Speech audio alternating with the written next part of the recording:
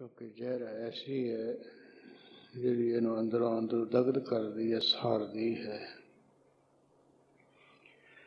तो इस करके इस शब्द विच गुरु महाराज कुछ ऐसे प्रमाण रख रहे हैं भी जिंदगी इन्हां दी भी हुंदी है बसर, पर सिमरत तो बगैर बेचारे औखे हुंदे ने। दूसरा इहदे विच ऐसे भाव भी है भी सिमरन करन दी की लोड़ है। मनुख नूं चंगे कर्म करने चाहिए, पुण्य दान करते रहना चाहिए, नेकी भलाई करते रहना है। ਇਹਦੇ ਵਿੱਚ ਹੀ ਸਿਮਰਨ ਆ ਜਾਂਦਾ, ਇਹਦੇ ਵਿੱਚ ਆਪ ਆ ਜਾਂਦਾ, ਇਹਦੇ ਵਿੱਚ ਹੀ ਸਭ ਕੁਛ ਆ ਜਾਂਦਾ ਹੈ। ਜੇ ਮਨੁੱਖ ਨੇ ਨੇਕੀ ਭਲਾਈ ਕਰ ਲਈ, ਪੁੰਨ ਦਾਨ ਕਰ ਲਏ, ਚੰਗੇ ਕੰਮ ਕੀਤੇ, ਫਿਰ ਸਿਮਰਨ ਪਿੱਛੇ ਰਹਿ ਗਿਆ ਹੈ। ਇਹਦਾ ਉੱਤਰ ਵੀ ਗੁਰੂ ਮਹਾਰਾਜ ਇਸ ਸ਼ਬਦ ਵਿੱਚ ਖੋਲ ਕੇ ਦੇ ਦਿੱਤੇ ਵੀ ਇਹ ਕਰਦਾ ਹੈ ਪਰ ਸਿਮਰਨ ਨਹੀਂ ਕਰਦਾ ਹੈ।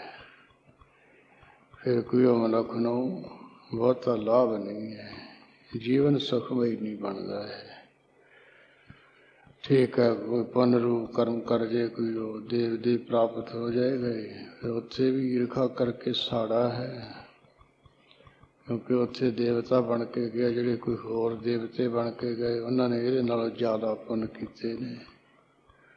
ਉਹਨਾਂ ਨੂੰ ਉੱਥੇ ਕੋਈ ਜ਼ਿਆਦਾ ਵੱਡੀ ਪਦਵੀ ਮਿਲੀ ਹੋਈ ਹੈ, ਜ਼ਿਆਦਾ ਸਤਿਕਾਰ ਮਿਲਿਆ, ਫਿਰ ਉਹਨਾਂ ਨੂੰ ਦੇਖ ਦੇਖ ਕੇ ਸੜੀ ਮੱਚੀ ਜਾਂਦਾ ਹੈ ਇਹ ਮੇਰੇ ਉੱਤਰ ਦੀ ਹੋ ਕਿਉਂ ਹੈ।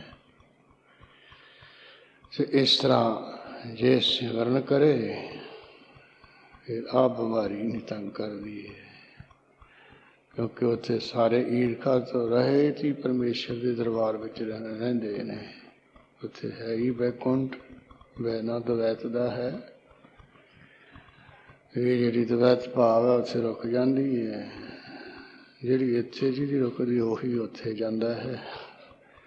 दूजे नूं इत्थे जाण वास्ते कोई थां ही नहीं है, उत्थे दी पहुँच नहीं। सो ये शब्द विच भी वाहिगुरू दा तकड़े होकर भजन सिमरन करना चाहिए। जे कोई नहीं करता तो फिर जी उम्र है ऐसे बसर हुंदी है। बिन सिमरन जैसे सरप आर जारी। हे गुर सिखो, भजन सिमरन कीते तो बगैर तो जी उम्र है इउं बसर हुंदी है। वो सरप जैसे आर जारी, ये सप की जी उम्र है वो एवं ही ब्याह घोलदियाँ लंघदी है, डंग मारदियाँ बसर हुंदी है। ब्याह नाल सरदियाँ मचदियाँ दुख हुंदी लंघदी है। या जिवें आर जारी किस्म का सप हुंदा है। एक तो आम जिहा सप है ना, ਜਿਹੜੇ ਕੋਈ ਘਰਾਂ ਵਿੱਚ ਹੈਗੇ ਬਾਹਰ ਖੇਤਾਂ ਵਿੱਚ ਵੀ ਹੁੰਦੇ ਆ, ਝੋਨੇ ਝੋਨੇ 'ਚ ਵੀ ਫਿਰਦੇ ਆ, ਡੱਡੂ ਮੱਛੀਆਂ ਜਿਹੀਆਂ ਖਾਈ ਖੁਈ ਜਾਂਦੇ। ਇੱਕ ਹੁੰਦੇ ਅਜਗਰ ਸੰਗਿਆ ਵਾਲੇ ਸੱਪ, ਉਹ ਵੱਡੀ ਉਮਰ ਵਾਲੇ ਹੁੰਦੇ ਨੇ। ਅੱਜ ਨੂੰ ਬੱਕਰੇ ਦਾ ਘਰ ਨੂੰ ਨਿਕਲਦਾ ਹੈ। ਜਿਹੜੇ ਬੜੇ ਬੜੇ ਬੱਕਰਿਆਂ ਵਰਗੇ ਜੀਵ ਹੈ ਨਾ, ਪੰਛੀ ਹੈ, पशु है, उन्होंने सबूते निकल लैन, अंदर लंघा जान। उन्होंने सप्पां नूं अजगर की संज्ञा दी जाती है कि जिस तरह आर जारी नूं इत्थे अजगर दा है। जिवें अजगर नाम संज्ञा वाला जिहड़ा सप है ना, उहदी उम्र कहंदे बसर हुंदी है। वो बहुत दुखी हुंदा है क्योंकि लंबी उम्र हुंदी है। तो इस तरह फिर वो अजगर संज्ञा होने करके भुख भी उन्होंने बहुत तंग कर रही है। जिन्हें सबूता बकरा निकल जाना है अंदाजा ला लो। ना इन्ना सबूता कोई बकरा रोज मिले तो ना उन्होंने रज आवे, भुखा तो आया बेचारा औखा हुंदा है। दूजी है भी जिमें जिमें उसकी लंबी उम्र हो जाती तिवें तिवें बहर भी नालों नाल वधदी जाती है। इधर है तो ना भी मनुख की ताकत घटती है। तो 40 पर होए 85 पख हिस्सा 60 के बड़े भाव है। उधर बिरधपना भी आता है तो दूजी जहर भी नाल वधदी है। वो इस करके ज़्यादा औखा हुंदा है। ਸੋ ਇਸ ਤਰ੍ਹਾਂ ਵੀ ਵਾਹਿਗੁਰੂ ਦੇ ਭਜਨ ਸਿਮਰਨ ਤੋਂ ਬਗੈਰ ਜੇ ਉਹ ਅਜਗਰ ਨਾਮੇ ਜਿਹੜਾ ਸੱਪ ਹੈ ਉਹਦੀ ਉਮਰ ਜਿਉਂ-ਜਿਉਂ ਵੱਡੀ ਹੁੰਦੀ ਉਵੇਂ ਉਹਦੀ ਵਿਉਂ ਵੱਧਦੀ ਹੈ, ਉਹਨੂੰ ਦੁੱਖਦਾਈ ਬਣਦੀ ਹੈ। ਜ਼ਹਿਰ ਘੋਲਦਾ ਹੋ, ਔਖਾ ਹੁੰਦਾ, ਸੜਦਾ ਮੱਚਦਾ ਹੈ, ਤੰਗ ਹੁੰਦਾ ਹੈ। ਇਵੇਂ ਸਿਮਰਨ ਤੋਂ ਬਗੈਰ ਜਿਵੇਂ ਇਹਦੀ ਉਮਰ ਵੱਡੀ ਹੁੰਦੀ ਜਾਂਦੀ ਤਿਵੇਂ ਤਿਵੇਂ ਇਹ ਵਿਸ਼ਿਆਂ ਦੀ ਜ਼ਹਿਰ ਘੋਲਦਾ ਹੈ। ਦੂਜਿਆਂ ਨੂੰ ਕੁਤਰਕਾਂ ਮਾਰਨ ਰੂਪ ਜ਼ਹਿਰ ਘੋਲਦਾ ਹੈ, ਮਾੜਾ ਕਹਿਣ ਰੂਪ ਉਹ ਜ਼ਹਿਰ ਘੋਲਦਾ ਉਹ ਦੁਖੀ ਹੁੰਦਾ ਹੈ। ਜਿਉਂ ਜੀਵ ਹੈ ਸਾਖਤ ਨਾਮ ਵਿਸਾਰੀ। ਇਵੇਂ ਜਿਹੜਾ ਸਾਖਤ ਹੈ ਯਾਨੀ ਸ਼ਕਤੀ ਨਾਲ ਜੁੜਿਆ ਹੋਇਆ ਹੈ ਤੇ ਜਿਹੜਾ ਸ਼ਕਤੀ ਦਾ ਮਾਲਕ ਹੈ ਪਰਮੇਸ਼ਰ, ਉਹਨੂੰ ਉਹਦੇ ਨਾਲੋਂ ਟੁੱਟਿਆ ਹੋਇਆ ਹੈ। ਪਰਮੇਸ਼ਰ ਨਾਲੋਂ ਜਿਹੜਾ ਟੁੱਟਿਆ ਹੋਇਆ ਉਹਦਾ ਨਾਂ ਸਾਖਤ ਕਿਹਾ ਹੈ। ਸੋ ਐਸੇ ਕਹਿੰਦੇ ਜਿਹੜਾ ਪਰਮੇਸ਼ਰ ਨਾਲੋਂ ਟੁੱਟਿਆ ਹੋਇਆ ਮਾਇਆ ਨਾਲ ਜੁੜਿਆ ਉਹ ਪਰਮੇਸ਼ਰ ਦੇ ਨਾਮ ਨੂੰ ਭੁਲਾ ਕੇ ਐਸੇ ਸਭ ਵਾਂਗੂ ਕਹਿੰਦੇ ਜਿਉਂਦਾ ਬਹੁਤ ਦੁਖੀ ਹੁੰਦਾ ਹੈ। ਏਕ ਨਿਮਖ ਜੋ ਸਿਮਰਨ ਮਹਿ ਜੀਆ। ਬਹੁਤਾ ਤਾਂ ਕੀ ਹੈ, ਇੱਕ ਅੱਖ ਖੋਲਣ ਤੇ ਮੀਚਣ ਦੇ ਸਮੇਂ ਜਿੰਨਾ ਜਿਹੜਾ ਕੋਈ ਸਿਮਰ ਦੇ ਵਿੱਚ ਕਹਿੰਦੇ ਜੀਆ ਜੀਵਣਾ ਹੈ ਜਾਂ ਜਿਸਨੇ ਜੀਵਿਆ ਹੈ। ਇੱਕ ਤਾਂ ਹੁੰਦਾ ਨਾ ਅੱਖ ਖੋਲ੍ਹਣ ਵਿੱਚ ਇਸਨੇ ਜਿਉਣਾ ਸੋਣਾ ਜਿਉਣਾ, ਇੱਥੇ ਉਹ ਨਹੀਂ, ਇੱਥੇ ਸਿਮਰਨ ਦੀ ਗੱਲ ਹੈ। ਜਦੋਂ ਸਿਮਰਨ ਵਿੱਚ ਮਨ ਜੁੜ ਜਾਂਦਾ ਹੈ ਉਹ ਭਾਵੇਂ ਇੱਕ ਨਿਮਖ ਜਿੰਨਾ ਵੀ ਸਮਾਂ ਦਾ ਜੀਵਨ ਉਹ ਕੋ ਮਹੱਤਤਾ ਰੱਖਦਾ ਹੈ। ਇਸ ਕਰਕੇ ਜੋ ਸਿਮਰਨ ਵਿੱਚ ਬਹੁਤਾ ਤਾਂ ਕੀ ਇੱਕ ਨਿਮਖ ਮਾਤਰ ਜਾਣੀ ਥੋੜ੍ਹੇ ਮਾਤਰ ਵੀ ਜਿਹੜਾ ਕੋਈ ਜੀਵਣਾ ਹੈ ਜੀਵਿਆ ਹੋਇਆ ਹੈ। ਕੋਟ ਦਿਨਸ ਲੱਖ ਸਦਾ ਥਿਰ ਥੀਆ। ਉਹ ਤਾਂ ਕਰੋੜਾਂ ਤੇ ਲੱਖਾਂ ਵਰੇ ਦਿਨ ਕਹਿੰਦੇ ਸਦਾ ਲਈ ਇਸਤਤ ਹੋ ਗਿਆ ਹੈ, ਸਦਾ ਸਦਾ ਥਿਰ ਹੋ ਗਿਆ, ਇਸਤਤ ਹੋ ਗਿਆ ਹੈ। ਕਰੋੜਾਂ ਸਾਲ ਤੇ ਲੱਖਾਂ ਮਹੀਨੇ ਜਾਂ ਇਸੇ ਤਰ੍ਹਾਂ ਲੱਖਾਂ ਵਰੇ ਤੇ ਕਰੋੜਾਂ ਹੀ ਦਿਨ ਕਰੋੜਾਂ ਹੀ ਮਹੀਨੇ ਉਹ ਸਦਾ ਸਦਾ ਇਹ ਦੁਨੀਆ ਵਿੱਚ ਇਸਤਤ ਹੋ ਗਿਆ ਜਿਹੜਾ ਇੱਕ ਨਿਮਖ ਮਾਤਰ ਵੀ ਭਜਨ ਸਿਮਰਨ ਵਿੱਚ ਜੀ ਉੱਠਿਆ ਹੈ। ਰਹਾਉ ਬਿਨ ਸਿਮਰਨ ਤ੍ਰਿਗ ਕਰਮ ਕਰਾਸ। ਕਈ ਵਾਰੀ ਕੋਈ ਕਹਿੰਦੇ ਵੀ ਸਿਮਰਨ ਕਰਨ ਦੀ ਕੀ ਲੋੜ ਹੈ, ਇਹਦੇ ਨਾਲ ਕੀ ਮਿਲ ਜਾਊਗਾ, ਨਹੀਂ ਕਰਾਂ ਕੀ ਘਾਟਾ ਪੈ ਜਾਊਗਾ, ਇਹ ਖੋਲ ਕੇ ਦੱਸੀ ਜਾ ਰਹੇ। ਬਿਨ ਸਿਮਰਨ ਤ੍ਰਿਗ ਕਰਮ ਕਰਾਸ। ਪਰਮੇਸ਼ਰ ਦੇ ਭਜਨ ਸਿਮਰਨ ਕੀਤੇ ਤੋਂ ਬਗੈਰ ਜਿੰਨੇ ਇਹਦੇ ਕੋਈ ਕਰਮ ਹਨ ਉਹ ਕਹਿੰਦੇ ਤਿਰਕਾਰ ਜੋ ਵੀ ਇਹ ਕਰਮ ਕਰ ਰਿਹਾ ਹੈ, ਜਿੰਨਾ ਕਰਮਾਂ ਕਰਕੇ ਇਹਨੂੰ ਫਿਟੇ ਲਾਣਤਾਂ ਮਿਲਣ। ਜਿੱਧਰ ਜਾਵੇ ਵੀ ਭੇੜੇ ਮੂੰਹ ਵਾਲਾ ਕਿੱਧਰੋਂ ਆ ਗਿਆ, ਇਹ ਕਾਲੇ ਮੂੰਹ ਵਾਲਾ ਕਿੱਧਰੋਂ ਆ ਗਿਆ ਹੈ, ਇਹ ਕਿਹੜਾ ਕਿੱਧਰੋਂ ਭੜੂਆ ਆ ਗਿਆ ਹੈ। ਐਸਾ ਮਨੁੱਖ ਕਰਮ ਕਰਦਾ ਹੀ ਹੈ, ਪਰ ਕਹਿੰਦੇ ਪਰਮੇਸ਼ਰ ਦੇ ਭਜਨ ਸਿਮਰਨ ਤੋਂ ਬਗੈਰ ਜਿਹੜੇ ਕੋਈ ਇਹ ਕਰਮ ਕਰਦਾ ਹੈ ਉਹ ਸਾਰਿਆਂ ਨੂੰ ਤਿਰਕਾਰ ਮਿਲਦੀ ਫਿਟੇ। ਤਿਰਕਾਰ ਜੋਗ ਇਹ ਕਰਮ ਕਰਨਾ ਨੂੰ ਵਾਲਾ ਹੈ। ਕਾਗ ਬਤਨ ਬਿਸ਼ਟਾ ਮਹਿਵਾਸ। ਜਿਵੇਂ ਕਾਂ ਦਾ ਜਿਹੜਾ ਬਤਨ ਕੀ ਇਹ ਦੇਸ਼ ਹੈ ਉਹ ਹੱਡਾ ਰੋੜੀ ਵਿੱਚ ਰਹਿੰਦਾ ਹੈ, ਹੱਡ ਹੁੱਡ ਚੁੰਡੀ ਜਾਂਦਾ ਹੈ, ਮਿੱਝ ਮੁੱਝ ਖਾਈ ਮਰਿਆ ਪਸ਼ੂਆਂ ਦਾ ਮਾਸ ਮੂਸ ਖਾਈ ਜਾਂਦਾ ਹੈ। ਇਸ ਤਰ੍ਹਾਂ ਕਹਿੰਦੇ ਕਾਂ ਦੇ ਦੇਸ਼ ਵਿੱਚ ਰਹਿੰਦਾ, ਹੱਡਾ ਰੋੜੀ ਵਿੱਚ ਰਹਿੰਦਾ ਹੈ। ਆ ਜਿਹੜੇ ਕੋਈ ਹੱਡਾ ਰੋੜੀ ਵਾਂਗ ਭੈੜੇ ਥਾਂ ਹੈ ਨਾ, ਜਿਵੇਂ ਆ ਰੂੜੀਆਂ ਰਾੜੀਆਂ ਜਿਹੀਆਂ, ਇਸੇ ਤਰ੍ਹਾਂ ਜਿੱਥੇ ਕੋਈ ਕਲੱਬ ਕੁਲਬਲੇ ਹੈ, ਜਿੱਥੇ ਗੰਦੇ ਮੰਦੇ ਬੋਲ ਬੋਲੇ ਜਾਂਦੇ ਆ, ਇਹ ਕਾਂ ਵਤਨ ਹੀ ਹੈ। ਉੱਥੇ ਕਾਂ ਹੀ ਕਰ ਦਿੰਦੇ, ਹੋਰ ਕੀ ਇਹ ਕਰ ਦਿੰਦੇ, ਪੀ ਪੂ ਕੇ ਬਸ। ਔਰ ਇੱਥੇ ਇਹਨਾਂ ਨੇ ਜਪਜੀ ਸੁਖਮਨੀ ਪੜ੍ਹਨਾ। ਕਹਿੰਦੇ ਕਾਂ ਦਾ ਇਲਾਕਾ ਹੈ, ਕਾਂ ਦਾ ਦੇਸ਼ ਹੈ। ਉਹਦਾ ਕਹਿੰਦੇ ਕਿੱਥੇ ਵਾਸਾ ਹੁੰਦਾ ਕਾਂ ਦੇ ਦੇਸ਼ ਦੇ ਵਿਸ਼ਟਾ ਮੈਂ ਬਾਸ। ਕਹਿੰਦੇ ਗੰਦਗੀ ਵਿੱਚ ਬਾਸਾ ਹੁੰਦਾ ਹੈ। ਜਿਵੇਂ ਇੱਲ ਦਾ ਵਾਸਾ ਵੀ ਜਿੱਥੇ ਜਿੱਥੇ ਮ੍ਰਿਤਕ ਇੱਲ ਬੈਠੀ ਆਏ, ਇਸੇ ਤਰ੍ਹਾਂ ਕਾਂ ਦਾ ਦੇਸ਼ ਵੀ ਉਹੀ ਹੈ। ਜਿੱਥੇ ਗੰਦਗੀ ਫੈਲੀ ਹੋਏ ਉੱਥੇ ਆਊਗਾ। ਉਹ ਜਿਵੇਂ ਹੁੰਦਾ ਵੀ ਮੈਂ ਜਾਣਿਆ ਇਹ ਤਾਂ ਬੜਾ ਕਾਂ ਵੀ ਚੰਗੇ ਇਲਾਕੇ ਵਿੱਚ ਰਹਿੰਦਾ। ਉਹ ਕਿਤੇ ਕਹਿੰਦੇ ਹੰਸ ਦੇ ਦੇਸ਼ ਵਿੱਚ ਚਲਿਆ ਗਿਆ ਸੀ, ਆਪਣੇ ਦੇਸ਼ ਦੀਆਂ ਸ਼ੇਖੀਆਂ ਮਾਰਨ ਲੱਗਿਆ ਕਾਂ। ਉਹ ਤੁਹਾਡੇ ਤਾਂ ਕੁਛ ਨਹੀਂ ਇੱਥੇ, ਲੈ ਪਾਣੀ ਹੈ ਫਿਰੀ ਜਾਂਦੇ ਝੀਲ ਤੇ, ਨਾ ਖਾਣ ਨੂੰ ਨਾ ਪੀਣ ਨੂੰ। ਸਾਡੇ ਇਲਾਕੇ ਵਿੱਚ ਬੜੇ ਮੇਵੇ ਹੈ, ਬੜੀਆਂ ਖੁਸ਼ਬੂਆਂ ਆਉਂਦੀਆਂ ਉੱਥੇ। ਸਾਡਾ ਇਲਾਕਾ ਬਹੁਤ ਵਧੀਆ, ਬੜੀਆਂ ਸਹੂਲਤਾਂ ਹੈ। ਤੇ ਕਹਿੰਦੇ ਉਹ ਕਾਂ ਦੀਆਂ ਗੱਲਾਂ ਵਿੱਚ ਹੰਸ ਆ ਗਿਆ। ਕਹਿੰਦੇ ਵੀ ਫਿਰ ਮਿੱਤਰਾ, ਫਿਰ ਮੈਨੂੰ ਆਪਣਾ ਇਲਾਕਾ ਦੇਸ਼ ਦਿਖਾ। ਉਡਾਰੀ ਮਾਰੀ ਹੈ ਕਾਂ ਅੱਗੇ ਅੱਗੇ। ਉਹ ਜਿੱਥੇ ਇੱਕ ਹੱਡਾ ਜੀ ਰੋੜੀ ਸੀ ਨਾ, ਉੱਥੇ ਦਰਖਤ ਤੇ ਆ ਕੇ ਬਹਿ ਗਿਆ। ਉਹ ਸੁਣ ਹੰਸ ਨੂੰ ਬੜੀ ਬਦਬੂ ਆਈ।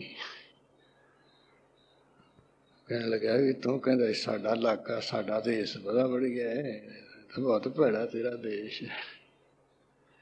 ਤਾਂ ਵੀ ਨੱਕ ਬੰਦ ਹੁੰਦਾ ਹੈ, ਬੜੀ ਬਦਬੂ ਆਉਂਦੀ ਹੈ। ਕਾਂ ਸ਼ੈਤਾਨ ਸੀ, ਕਹਿੰਦਾ ਇੱਥੇ ਤਾਂ ਮਾੜਾ ਜਿਹਾ ਦਮ ਹੀ ਲਿਆ ਜੇ ਤਾਂ ਇਲਾਕਾ ਸਾਡਾ ਆਇਆ ਨਹੀਂ ਹੈ, ਅੱਗੇ ਸਾਡਾ ਇਲਾਕਾ ਆਉਣਾ। ਅੱਗੇ ਫਿਰ ਕਹਿੰਦੇ ਜਿੱਥੇ ਕੋ ਰਾਜੇ ਦੀ ਸਭਾ ਲੱਗੀ ਹੋਈ ਸੀ ਨਾ, ਕਚਹਿਰੀ ਲੱਗੀ ਹੋਈ, ਉੱਥੇ ਕਾਂ ਆ ਬੈਠਾ ਹੈ।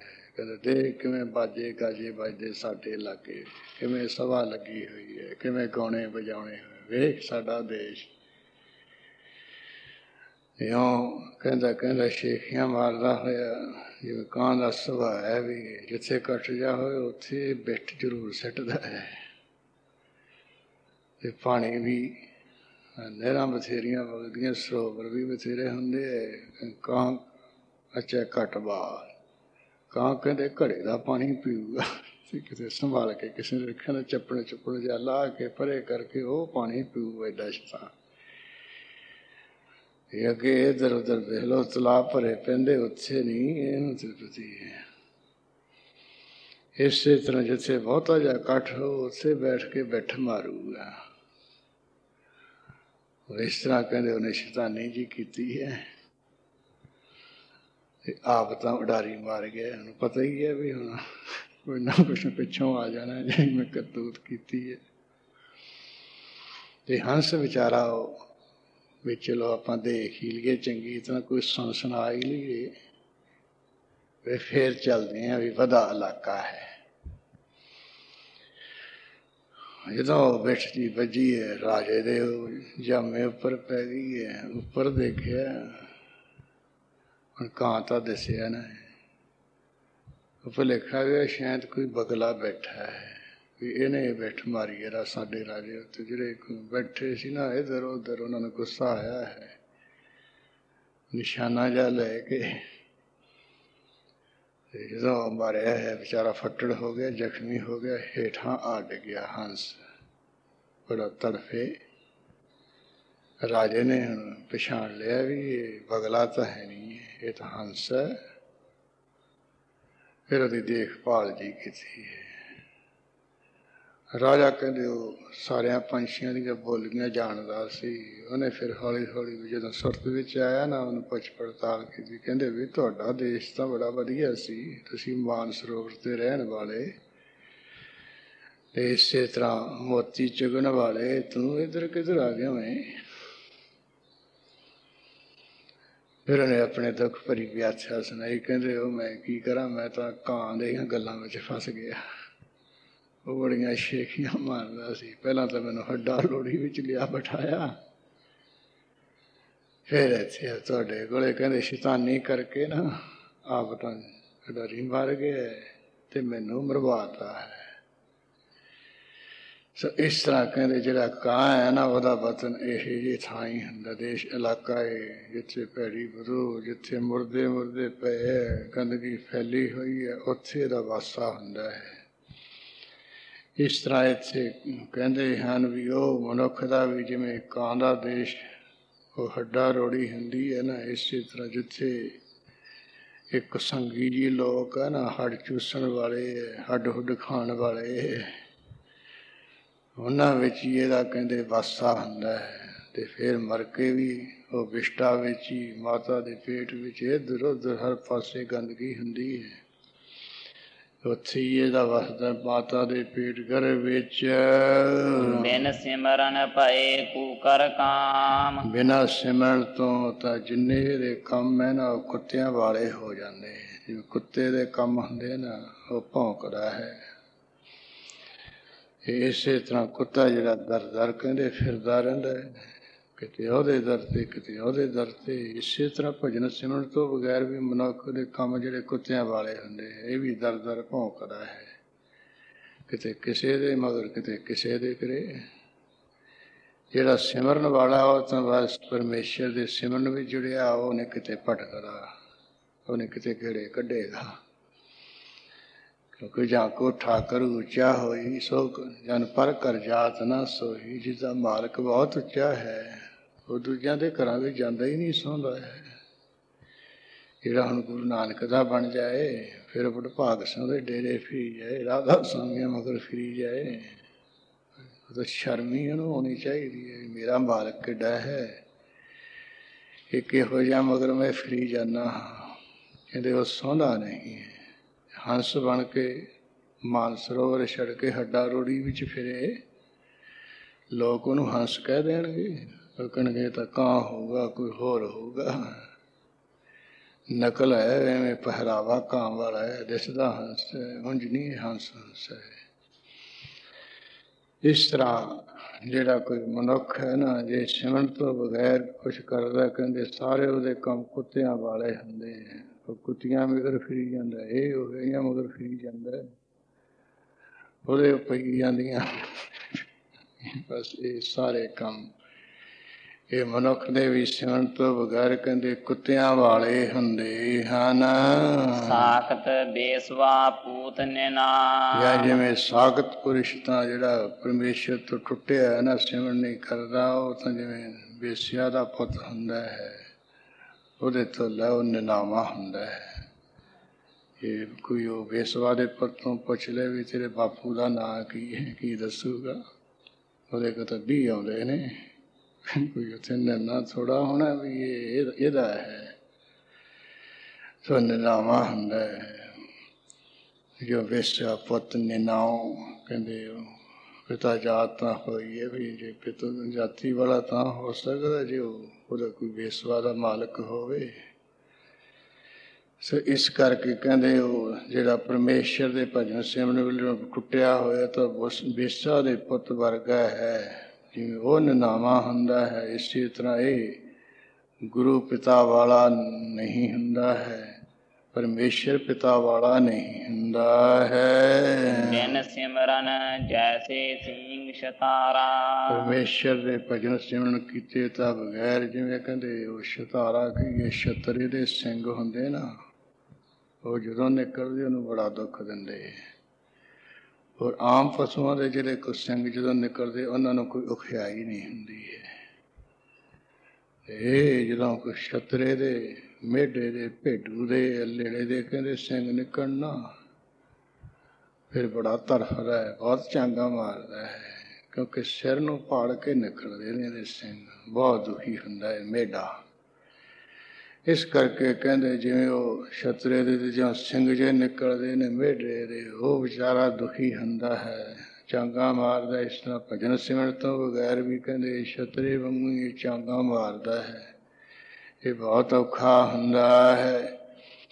ਜਾਂ ਉਹ ਜਿਹੜੇ ਛਤਰੇ ਜਿਹੇ ਸਿੰਘ ਹੈ ਨਾ, ਕਹਿੰਦੇ ਇਹਨੂੰ ਦੁੱਖ ਦੇਣ ਵਾਲੇ ਹੁੰਦੇ, ਕਿਉਂਕਿ ਉਹ ਜਦੋਂ ਦੂਜੇ ਦੇ ਸਿੰਘ ਮਾਰਦਾ ਹੈ, ਉਹ ਫਿਰ ਦੂਜਾ ਛਤਰਾ ਇਹਦੇ ਸਿੰਘ ਮਾਰਦਾ ਹੈ, ਫਿਰ ਲੜਾਈ ਪੜਾਈ ਸ਼ੁਰੂ ਹੋ ਜਾਂਦੀ ਹੈ।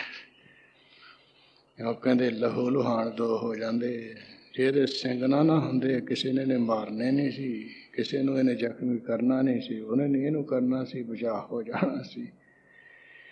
ਇਸ ਕਰਕੇ ਕਹਿੰਦੇ ਉਹ ਭਜਨ ਸਿਮਰਨ ਤੋਂ ਬਗੈਰ ਜਿਵੇਂ ਛਤਰੇ ਦੇ ਜਿਹੜੇ ਸਿੰਘ ਹੈ ਉਹ ਦੁਖਦਾਈ ਹੁੰਦੇ, ਇਸੇ ਤਰ੍ਹਾਂ ਇਹਨੂੰ ਇਹਦਾ ਜੋ ਕੁਛ ਵੀ ਹੈ ਉਹ ਕਹਿੰਦੇ ਇਹਨੂੰ ਦੁੱਖ ਦੇਣ ਵਾਲਾ ਹੀ ਹੁੰਦਾ ਹੈ। ਮੁੱਲ ਹੈ ਕੂਰ ਸਾਖਤ ਮੁਖ ਕਾਰਾ। ਹਾਂ, ਸਾਖਤ ਪੁਰਸ਼ ਭਜਨ ਸਿਮਰਨ ਛੱਡ ਕੇ ਝੂਠ ਬੋਲਦਾ ਹੈ।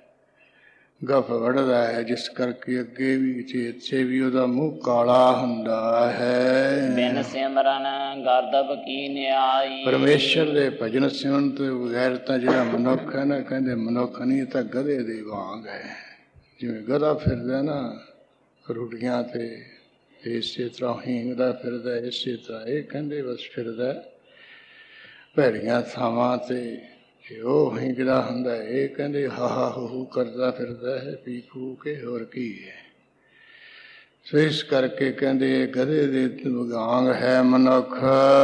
ਸਾਖਤ ਥਾਨ ਪ੍ਰਿਸ਼ਟ ਫਿਰਾਹੀ। ਇਸ ਤਰ੍ਹਾਂ ਜਿਹੜਾ ਸਾਖਤ ਹੈ ਸਿਮਰਨ ਤੋਂ ਟੁੱਟਿਆ ਹੋਇਆ, ਉਹ ਪ੍ਰਿਸ਼ਟ ਥਾਵਾਂ ਵਿੱਚ ਫਿਰਦਾ ਹੈ। ਜਿੱਥੇ ਕੋਈ ਭੈੜੇ ਥਾਂ ਗੰਦੇ ਗੀਤ ਗਾਏ ਜਾਂਦੇ ਬੇਸੁਆ, ਉਹਨਾਂ ਵਿੱਚ ਫਿਰੀ ਤੁਰੀ ਜਾਂਦਾ ਹੈ। ਬਿਨ ਸਿਮਰਨ ਕੂਕਰ ਹਰ ਕਾਇਆ। ਪਰਮੇਸ਼ਰ ਦੇ ਭਜਨ ਸਿਮਰਨ ਕੀਤੇ ਤੋਂ ਬਗੈਰ ਤਾਂ ਜਿਵੇਂ ਮਨੁੱਖ ਇਉਂ ਹੈ ਜਿਵੇਂ ਹਰ ਕਾਇਆ ਕੂਕਰ, ਹਲਕਿਆ ਕੁੱਤਾ ਹੁੰਦਾ ਹੈ। ਹਲਕੇ ਕੁੱਤੇ ਦੇ ਅੰਦਰ ਉਹ 5 ਔਗਣ ਆ ਜਾਂਦੇ। ਇੱਕ ਤਾਂ ਉਹ ਘਰ ਭਰ ਵਾਲਾ ਹੋਵੇ, ਉਹਨੂੰ ਵੀ ਵੱਢਦਾ ਹੈ, ਉਹਨੂੰ ਕੋਈ ਸੋਝ ਬੋਝ ਨਹੀਂ ਰਹਿੰਦੀ ਹੈ, ਕਿਉਂਕਿ ਹਲਕ ਚੜ੍ਹ ਗਿਆ ਹੈ। ਘਰ ਦਾ ਕੋਈ ਜੀ ਜੰਤ ਆ ਜਾਏ ਬਸ ਉਹ ਸਭ ਨੂੰ ਵੱਢਦਾ ਹੈ, ਕਿਸੇ ਨਾਲ ਲਿਹਾਜ਼ ਨਹੀਂ ਕਰਦਾ ਹੈ। ਦੂਜਾ ਕੁੱਤੇ ਦੀ ਜਿਹੜੀ ਪੂਰਜੀ ਆਪਾਂ ਬੰਜਰੀ ਵਿੱਚ ਪਾ ਕੇ ਰੱਖੋ, 12 ਸਾਲ ਉਹ ਵਿੰਗੀ ਹੁੰਦੀ ਹੈ, ਕਹਿੰਦੇ ਉਦੋਂ ਸਿੱਧੀ ਹੋ ਜਾਂਦੀ ਹੈ, ਇਹ ਉਹਦੀ ਪਛਾਣ ਹੈ। ਤੇ ਤੀਜਾ ਹੈ ਵੀ ਮੂੰਹ ਚੋਂ ਝੱਗ ਸੁੱਟਣ ਲੱਗ ਪੈਂਦਾ ਹਲਕਿਆ ਕੁੱਤਾ। ਚੌਥਾ ਉਹ ਟਿਕ ਕੇ ਨਹੀਂ ਬਹਿੰਦਾ ਹੈ, ਫਿਰ ਪਾਰ ਨੂੰ ਦੌੜੇਗਾ ਤੇ ਕਿਤੇ ਨਹੀਂ ਟਿਕ ਕੇ ਬੈਠੇਗਾ। ਜਿੰਨਾ ਚਿਰ ਹਲਕ ਚੜੇਗਾ ਨਾ, ਓਨਾ ਚਿਰ ਦਿਨ ਹੋਵੇ ਰਾਤ ਭੱਜਾ ਹੀ ਫਿਰੇਗਾ। ਇਸੇ ਤਰ੍ਹਾਂ ਜਿੱਥੇ ਕੋਈ ਪਾਣੀ ਹੈ ਉੱਥੇ ਨਹੀਂ ਨੇੜੇ ਆਏਗਾ, ਕਿਉਂਕਿ ਪਾਣੀ ਦੇ ਕੋਲ ਗਿਆ ਨਹੀਂ ਤੇ ਕੁੱਤਾ ਮਰਿਆ ਨਹੀਂ। ਇਹ ਤਾਂ ਐਸਾ ਹੈ ਜੋ ਯਾਨੀ ਪਾਣੀ ਦੇ ਨੇੜੇ ਨਹੀਂ ਜਾਂਦਾ ਹੈ। ਇਸ ਤਰ੍ਹਾਂ ਹੈ ਯਾਨੀ ਹਲਕੇ ਕੁੱਤੇ ਦੇ ਅੰਦਰ ਆ ਲੱਛਣ ਆ ਜਾਂਦੇ ਨੇ। ਇਸੇ ਤਰ੍ਹਾਂ ਜਿਹੜਾ ਭਜਨ ਸਿਮਰਨ ਨਹੀਂ ਨਾ ਕਰਦਾ, ਉਹ ਵੀ ਕਹਿੰਦੇ ਹਲਕੇ ਕੁੱਤੇ ਵਰਗਾ ਮਨੁੱਖ ਹੋ ਜਾਂਦਾ ਹੈ। ਉਹ ਜਿਵੇਂ ਹਲਕਾ ਕੁੱਤਾ ਨਾ ਆਪਣੇ ਘਰਦਿਆਂ ਨੂੰ ਦੇਖਦਾ, ਨਾ ਗੁਆਂਢੀਆਂ ਨੂੰ ਵੇਖਦਾ, ਸਭ ਨੂੰ ਵੱਢੀ ਜਾਂਦਾ ਹੈ। ਐਵੇਂ ਹੀ ਇਹ ਕਹਿੰਦੇ ਨਾ ਮਾਂ ਨੂੰ ਦੇਖੇ ਨਾ ਪਿਓ ਨੂੰ ਦੇਖੇ, ਮਾਇਆ ਪਿੱਛੇ ਸਭ ਨੂੰ ਵੱਢੀ ਟੁੱਕੀ ਜਾਓ, ਮਾਰੀ ਜਾਓ, ਕੱਟੀ ਜਾਓ, ਕਿਉਂਕਿ ਲੋਭੀ ਹੈ ਨਾ, ਲੋਭ ਦਾ ਹਲਕ ਚੜ੍ਹ ਗਿਆ ਇਹਨੂੰ ਸਿਮਰਨ ਤੋਂ ਬਗੈਰ। ਫਿਰ ਕੋਈ ਮਾਂ ਪਿਓ ਦਾ, ਆਂਢ ਗੁਆਂਢ ਦਾ, ਕਿਸੇ ਦਾ ਲਿਹਾਜ਼ ਨਹੀਂ, ਸਭ ਨੂੰ ਵੱਢੇਗਾ ਇਹ ਜੇ ਉਹ ਵੱਢਦਾ ਹੈ। ਦੂਜਾ ਵੀ ਪੂਛ ਸਿੱਧੀ ਹੋ ਜਾਂਦੀ ਹੈ, ਇਹਦੀ ਹੱਥ ਦੀ ਤਲੀ ਸਭ ਦੇ ਅੱਗੇ ਸਿੱਧੀ ਰਹੇਗੀ, ਕਿਸੇ ਦੇ ਅੱਗੇ ਹੈ ਨਹੀਂ ਕਿ ਵੀ ਮੈਨੂੰ ਨਹੀਂ ਲੋੜ ਪਈ। ਸਿਮਰਨ ਵੇਦ ਵਾਲੇ ਕੋਲ ਇਹ ਹੁੰਦਾ ਵੀ ਉਹਦੀ ਇਹ ਤਲੀ ਨਹੀਂ ਸਿੱਧੀ ਹੁੰਦੀ ਹੈ, ਕਿਸੇ ਦੇ ਅੱਗੇ ਹੱਥ ਨਹੀਂ ਅੜਦਾ ਹੈ। ਜੋ ਮੰਗਦਾ ਹੈ ਉਹ ਪਰਮੇਸ਼ਰ ਤੋਂ ਮੰਗਦਾ ਹੈ, ਤੇ ਪਰਮੇਸ਼ਰ ਹੈ ਵੀ ਉਹਦਾ ਸੁਭਾਅ ਹੈ। ਜੋ ਮੰਗਾ ਠਾਕਰ ਆਪਣੇ ਤੇ ਸੋਈ ਸੋਈ ਦੇਵੈ, ਨਾਨਕ ਦਾਸ ਮੁਖ ਤੇ ਜੋ ਬੋਲੇ ਇਹਾਂ ਹੁਆ ਸੱਚ ਹੋਵੇ। ਜੋ ਆਪਣੇ ਮਾਲਕ ਤੋਂ ਮੰਗਦੇ ਸਿਮਰਨ ਵਾਲੇ, ਵਾਹਿਗੁਰੂ ਉਹਨਾਂ ਨੂੰ ਉਹੀ ਕੁਛ ਦੇਈ ਜਾਂਦਾ ਹੈ। ਉਹ ਤਾਂ ਜੇ ਚਾਹੁਣ ਕਿਸੇ ਨੂੰ ਹੋਰ ਵੀ ਦਵਾ ਸਕਦੇ। ਵਾਹਿਗੁਰੂ ਠਾਕੁਰ ਬਹੁਤ ਮਾਲਕ ਹੈ। ਇਸ ਕਰਕੇ ਵੀ ਉਹ ਕਿਸੇ ਦੇ ਅੱਗੇ ਹੱਥ ਨਹੀਂ ਤੜਦਾ ਹੈ। ਤੇ ਕੁੱਤੇ ਹਲਕ ਚੜਿਆ ਉਹਦਾ ਹੱਥ, ਉਹਦੀ ਪੂਛ ਸਿੱਧੀ ਹੈ। ਲੋਭੀ ਪੁਰਸ਼ ਦੀ ਹਲਕੇ ਕੁੱਤੇ ਵਾਂਗ ਹਾਲਤ ਹੋ ਜਾਂਦੀ, ਉਹ ਵੀ ਸਭ ਦੇ ਅੱਗੇ ਹੱਥ ਸਿੱਧੀ ਰੱਖਦਾ ਹੈ। ਤੀਜਾ ਹੈ ਵੀ ਹਲਕ ਚੜੇ ਤਾਂ ਝੱਗ ਸੁੱਟਦਾ ਹੈ। ਜਿਹੜਾ ਉਹਨੂੰ ਕੋਈ ਨਹਾ ਨੂੰ ਦੇਵੇ ਨਾ, ਪਦਾਰਥ ਮੰਗਿਆ, ਉਹਦੀ ਝੱਗ ਕੀ ਸੁੱਟਣੀ, ਉਹਦੀ ਨਿੰਦਿਆ ਕਰਦਾ ਹੈ। ਇਹ ਤਾਂ ਸੋਮਾਂ ਦਾ ਨੰਨ ਹੈ, ਇੱਕ ਝੂਸ ਹੈ, ਇਹ ਤਾਂ ਦੁਆਨੀ ਦੀ ਦੁਆਨੀ ਹੈ। ਇਸ ਤਰ੍ਹਾਂ ਕਹਿੰਦੇ ਨਿੰਦਿਆ ਕਰਨ ਰੂਪੀ ਉਹ ਫਿਰ ਝੱਗ ਸੁੱਟਦਾ ਹੈ। ਜਿੱਥੇ ਸਾਰ ਸੰਗਤ ਰੂਪੀ ਨਾਮ ਜਲ ਭਰਪੂਰ ਹੈ ਨਾ, ਕੀਰਤਨ ਕਥਾ ਹੁੰਦਾ, ਉੱਥੇ ਨਹੀਂ ਜਾਊਗਾ ਹਲਕੇ ਕੁੱਤੇ ਵਾਂਗ ਜਿਹੜਾ ਕੋਈ ਮਨੁੱਖ ਹੈ ਲੋਭੀ ਹੋਇਆ, ਹਲਕ ਚੜਿਆ ਹੈ। ਉੱਥੇ ਸੰਤੋਖ ਦੀਆਂ ਗੱਲਾਂ ਹੋਣਗੀਆਂ, ਸਿਮਰਨ ਦੀਆਂ ਗੱਲਾਂ ਹੋਣੀਆਂ, ਉੱਥੇ ਉਹਦੀ ਮੌਤ ਹੈ, ਉੱਥੇ ਉਹ ਹਲਕ ਲੱਥਣਾ ਹੈ, ਮਰ ਜਾਣਾ। ਇਸ ਕਰਕੇ ਸਾਖਤਪੁਰ ਜਿੱਥੇ ਕੋਈ ਭਜਨ ਸਿਮਰਨ ਰੂਪੀ ਜਲ ਦਾ ਪ੍ਰਵਾਹ ਚੱਲ ਰਿਹਾ ਨਾ, ਪਾਣੀ ਚੱਲ ਰਿਹਾ, ਉੱਥੇ ਨਹੀਂ ਜਾਏਗਾ, ਉੱਧਰ ਨੂੰ ਨਹੀਂ ਮੂੰਹ ਕਰੇ, ਦੂਰ ਰਹੇਗਾ। ਇਸੇ ਤਰ੍ਹਾਂ ਜਿਹੜਾ ਐਸਾ ਹੈ, ਇਹ ਸਭ ਕੁੱਕਰ ਹਰਕਾਏ ਵਰਗਾ ਮਨੁੱਖ ਸਿਮਰਨ ਤੋਂ ਬਗੈਰ ਇਹ ਔਗਣ ਉਹਦੇ ਅੰਦਰ ਆ ਜਾਂਦੇ, ਜਣੀ ਝੱਗ ਸਿਰਦਾ ਹੈ, ਪੂਰ ਸਿੱਧੀ ਹੋ ਜਾਂਦੀ ਹੈ, ਪਾਣੀ ਦੇ ਨੇੜੇ ਨਹੀਂ ਜਾਂਦਾ ਹੈ, ਸਭ ਨੂੰ ਕੱਟਦਾ ਵੱਢਦਾ ਹੈ ਤੇ ਭੱਜਾ ਹੀ ਫਿਰਦਾ ਹੈ। ਵੀ ਜਿਹੜਾ ਕੋਈ ਇਹਨੂੰ ਹਲਕ ਚੜ੍ਹ ਗਿਆ ਨਾ ਲੋਭ ਦਾ, ਉਹ ਵੀ ਕਿਤੇ ਨਹੀਂ ਖੜੇਗਾ, ਉਹ ਵੀ ਦੌੜਿਆ ਫਿਰੇਗਾ। ਸੋ ਇਸ ਤਰ੍ਹਾਂ ਕਹਿੰਦੇ ਜਿਹੜਾ ਸਿਮਰਨ ਤੋਂ ਬਗੈਰ ਆ, ਉਹ ਤਾਂ ਮਨੁੱਖ ਜਿਵੇਂ ਹਲਕਿਆ ਕੁੱਤਾ ਹੁੰਦਾ, ਉਹਦੇ ਤੁਲ ਹੋ ਜਾਂਦਾ ਹੈ, ਕਿਤੇ ਨਹੀਂ ਖੜਦਾ ਹੈ। ਸਾਖਤ ਲੋਭੀ ਬੰਦ ਨਾ ਪਾਇਆ। ਹਾਂ, ਜਿਹੜਾ ਸਾਖਤ ਹੈ, ਪਰਮੇਸ਼ਰ ਦੇ ਸਿਮਰਨ ਵੱਲੋਂ ਟੁੱਟਿਆ, ਉਹ ਲੋਭੀ ਹੈ, ਉਹਨੇ ਕਿਤੇ ਵੀ ਬੰਦ ਕੀਏ ਸੰਤੋਖ ਨਹੀਂ ਪਾਇਆ ਹੈ। ਬਿਨ ਸਿਮਰਨ ਹੈ ਆਤਮ ਘਾਤੀ। ਪਰਮੇਸ਼ਰ ਦੇ ਭਜਨ ਸਿਮਰਨ ਕੀਤੇ ਤੋਂ ਬਗੈਰ ਤਾਂ ਜਿਹੜਾ ਮਨੁੱਖ ਹੈ, ਆਪਣੇ ਆਪ ਦਾ ਘਾਤ ਕਰਨ ਵਾਲਾ ਆਤਮ ਘਾਤੀ ਹੈ। ਗੁਰਬਾਣੀ ਵਿੱਚ ਲਿਖਿਆ ਵੀ ਸਭ ਤੋਂ ਵੱਡਾ ਕਸਾਈ ਕਿਹੜਾ ਹੈ? ਇੱਕ ਤਾਂ ਬੱਕਰੇ ਛਤਰੇ ਵੱਢਦਾ ਹੈ, ਕਸਾਈ ਉਹਨੂੰ ਕਹਿੰਦੇ। ਜਿਹੜਾ ਮਨੁੱਖ ਆਪਣੇ ਆਪ ਨੂੰ ਆਪੇ ਹੀ ਘਾਤ ਕਰਦਾ, ਆਪ ਹੀ ਮਰਦਾ ਹੈ ਨਾ ਕਿਸੇ ਢੰਗ ਨਾਲ, ਗੱਡੀ ਹੇਠ ਆ ਕੇ ਕੋਈ ਖਾ ਪੀ ਕੇ, ਉਹ ਕਹਿੰਦੇ ਸਾਰੇ ਸੰਸਾਰ ਦਾ, ਜਿਵੇਂ ਕੋਈ ਸਾਰੇ ਸੰਸਾਰ ਨੂੰ ਮਾਰੇ, ਕਹਿੰਦੇ ਇਉਂ ਵੱਡਾ ਕਸਾਈ ਹੈ।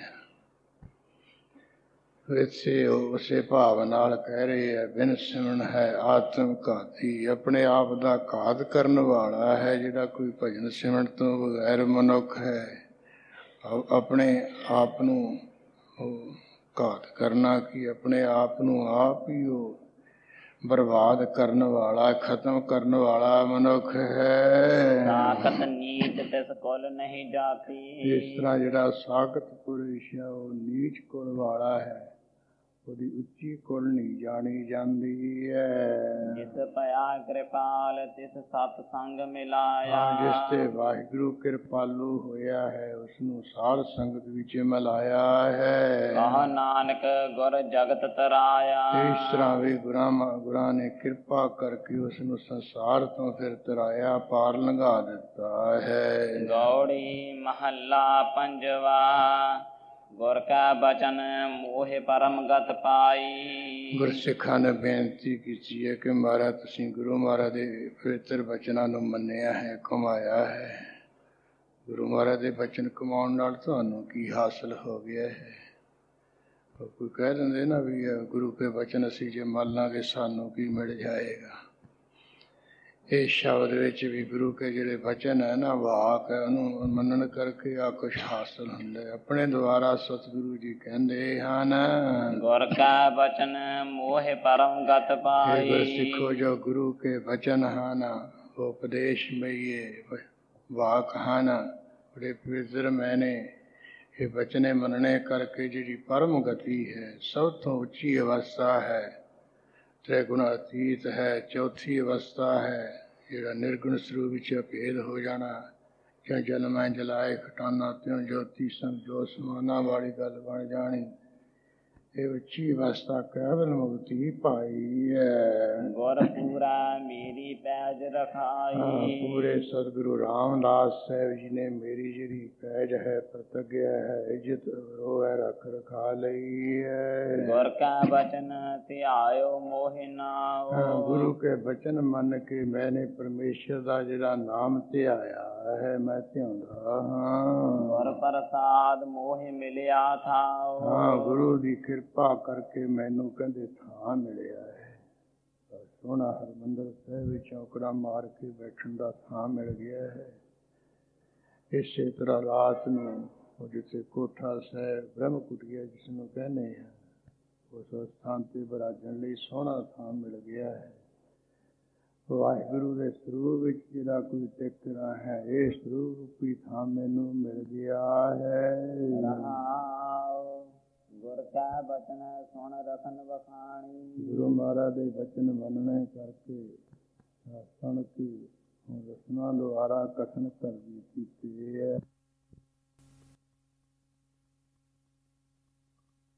ਕਿ ਉੱਥੇ ਨਹੀਂ ਗਿਆ, ਕਹਿੰਦਾ ਵੀ ਇਹ ਤਾਂ ਤੂੰ ਬਹੁਤ ਮਾੜੀ ਗੱਲ ਕੀਤੀ, ਇੰਨੇ ਰੁਪਈਏ ਦਿੱਤੇ, ਇੰਨਾ ਕੁਛ ਤੈਨੂੰ ਸਾਵਧਾਨ ਕਰਕੇ ਕਿਹਾ ਸੀ ਵੀ ਤੂੰ ਜਿਵੇਂ ਕਿਵੇਂ ਵੀ ਇਹਦੀ ਗਤੀ ਕਰਾ ਕੇ ਆਉਣੀ ਸੀ। ਉਹ ਹੱਸ ਕੇ ਕਹਿੰਦਾ ਵੀ ਤੁਸੀਂ ਚੌਹਾਂ ਤੋਂ ਚੱਲ ਗਿਆ, ਪਹਿਲਾਂ ਘੋੜੀ ਤੇ ਤੁਸੀਂ ਲਗਾਏ 4-5 ਅਰਥੀ ਵਿੱਚ ਪਾਇਆ, ਤੇ ਮੈਂ ਤਾਂ ਇਕੱਲਾ ਸੀ, ਮੈਥੋਂ ਭਲਾ ਇਕੱਲੇ ਜਾ ਚੌਥਾ ਤੋਂ ਜਾ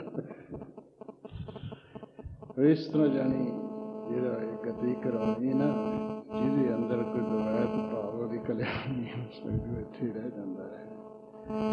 ਗੁਰੂ ਮਹਾਰਾਜ ਇੱਥੇ ਕਹਿੰਦੇ ਵੀ ਜਿਹੜਾ ਇਹ ਦਵੈਤ ਨੂੰ ਮਾਰ ਦੇਵੇ ਉਹਨੂੰ ਉੱਥੇ ਹਰਿਦੁਆਰ ਲਿਜਾਣ ਦੀ ਲੋੜ ਨਹੀਂ, ਉਹਦੇ ਨਾਲ ਪਿੰਨ ਭਰਾਉਣ ਦੀ ਲੋੜ ਨਾ, ਜਵਾਂ ਦੇ ਪਿੰਨੇ ਜਿਹੇ ਵੱਢ ਕੇ ਦੇਣ ਦੀ ਲੋੜ ਨਾ, ਦੀਵੇ ਜਗਾਉਂਦੀ ਉਹਦੀ ਕਲਿਆਣ ਹੋ ਜਾਂਦੀ, ਗਤੀ ਹੋ ਜਾਂਦੀ। ਘਰੇ ਬੈਠਿਆਂ ਹੋਇਆਂ ਮਰਨ ਤੋਂ ਬਾਅਦ ਜੋ ਇਸ ਮਾਰੇ ਤਿਸ ਆਇਆ ਗਨੀ। ਹਾਂ, ਜੋ ਇਹ ਦਵੈਤ ਨੂੰ ਮਾਰ ਲਵੇ ਉਸ ਦਾ ਸੰਸਾਰ ਦੇ ਵਿੱਚ ਆਇਆ ਹੋਇਆ ਗਨੀ ਕੀ ਗਿਣਿਆ ਜਾਂਦਾ ਹੈ, ਸਫਲ ਵਿਚਾਰਿਆ ਜਾਂਦਾ ਹੈ। ਜੋ ਇਸ ਮਾਰੇ ਸੋ ਨਿਹਚਲ ਧਨੀ। ਹਾਂ, ਜੋ ਇਸ ਦਵੈਤ ਨੂੰ ਮਾਰ ਦੇਵੇ ਉਹ ਅਚਲ ਧਨੀ ਦੀ ਪ੍ਰਾਪਤੀ ਵਾਲਾ ਹੁੰਦਾ ਹੈ। ਜੋ ਇਸ ਮਾਰੇ ਸੋ ਵੱਡ ਭਾਗਾ। ਜੋ ਵੀ ਇਹ ਦਵੈਤ ਨੂੰ ਮਾਰ ਦੇਵੇ ਉਹ ਇਸ ਦੁਨੀਆ ਵਿੱਚ ਵੱਡੇ ਭਾਗਾਂ ਵਾਲਾ ਹੁੰਦਾ ਜਾਂ ਬਣ ਜਾਂਦਾ ਹੈ। ਜੋ ਇਸ ਮਾਰੇ ਸੋ ਅਨਦਿਨ ਜਾਗਾ।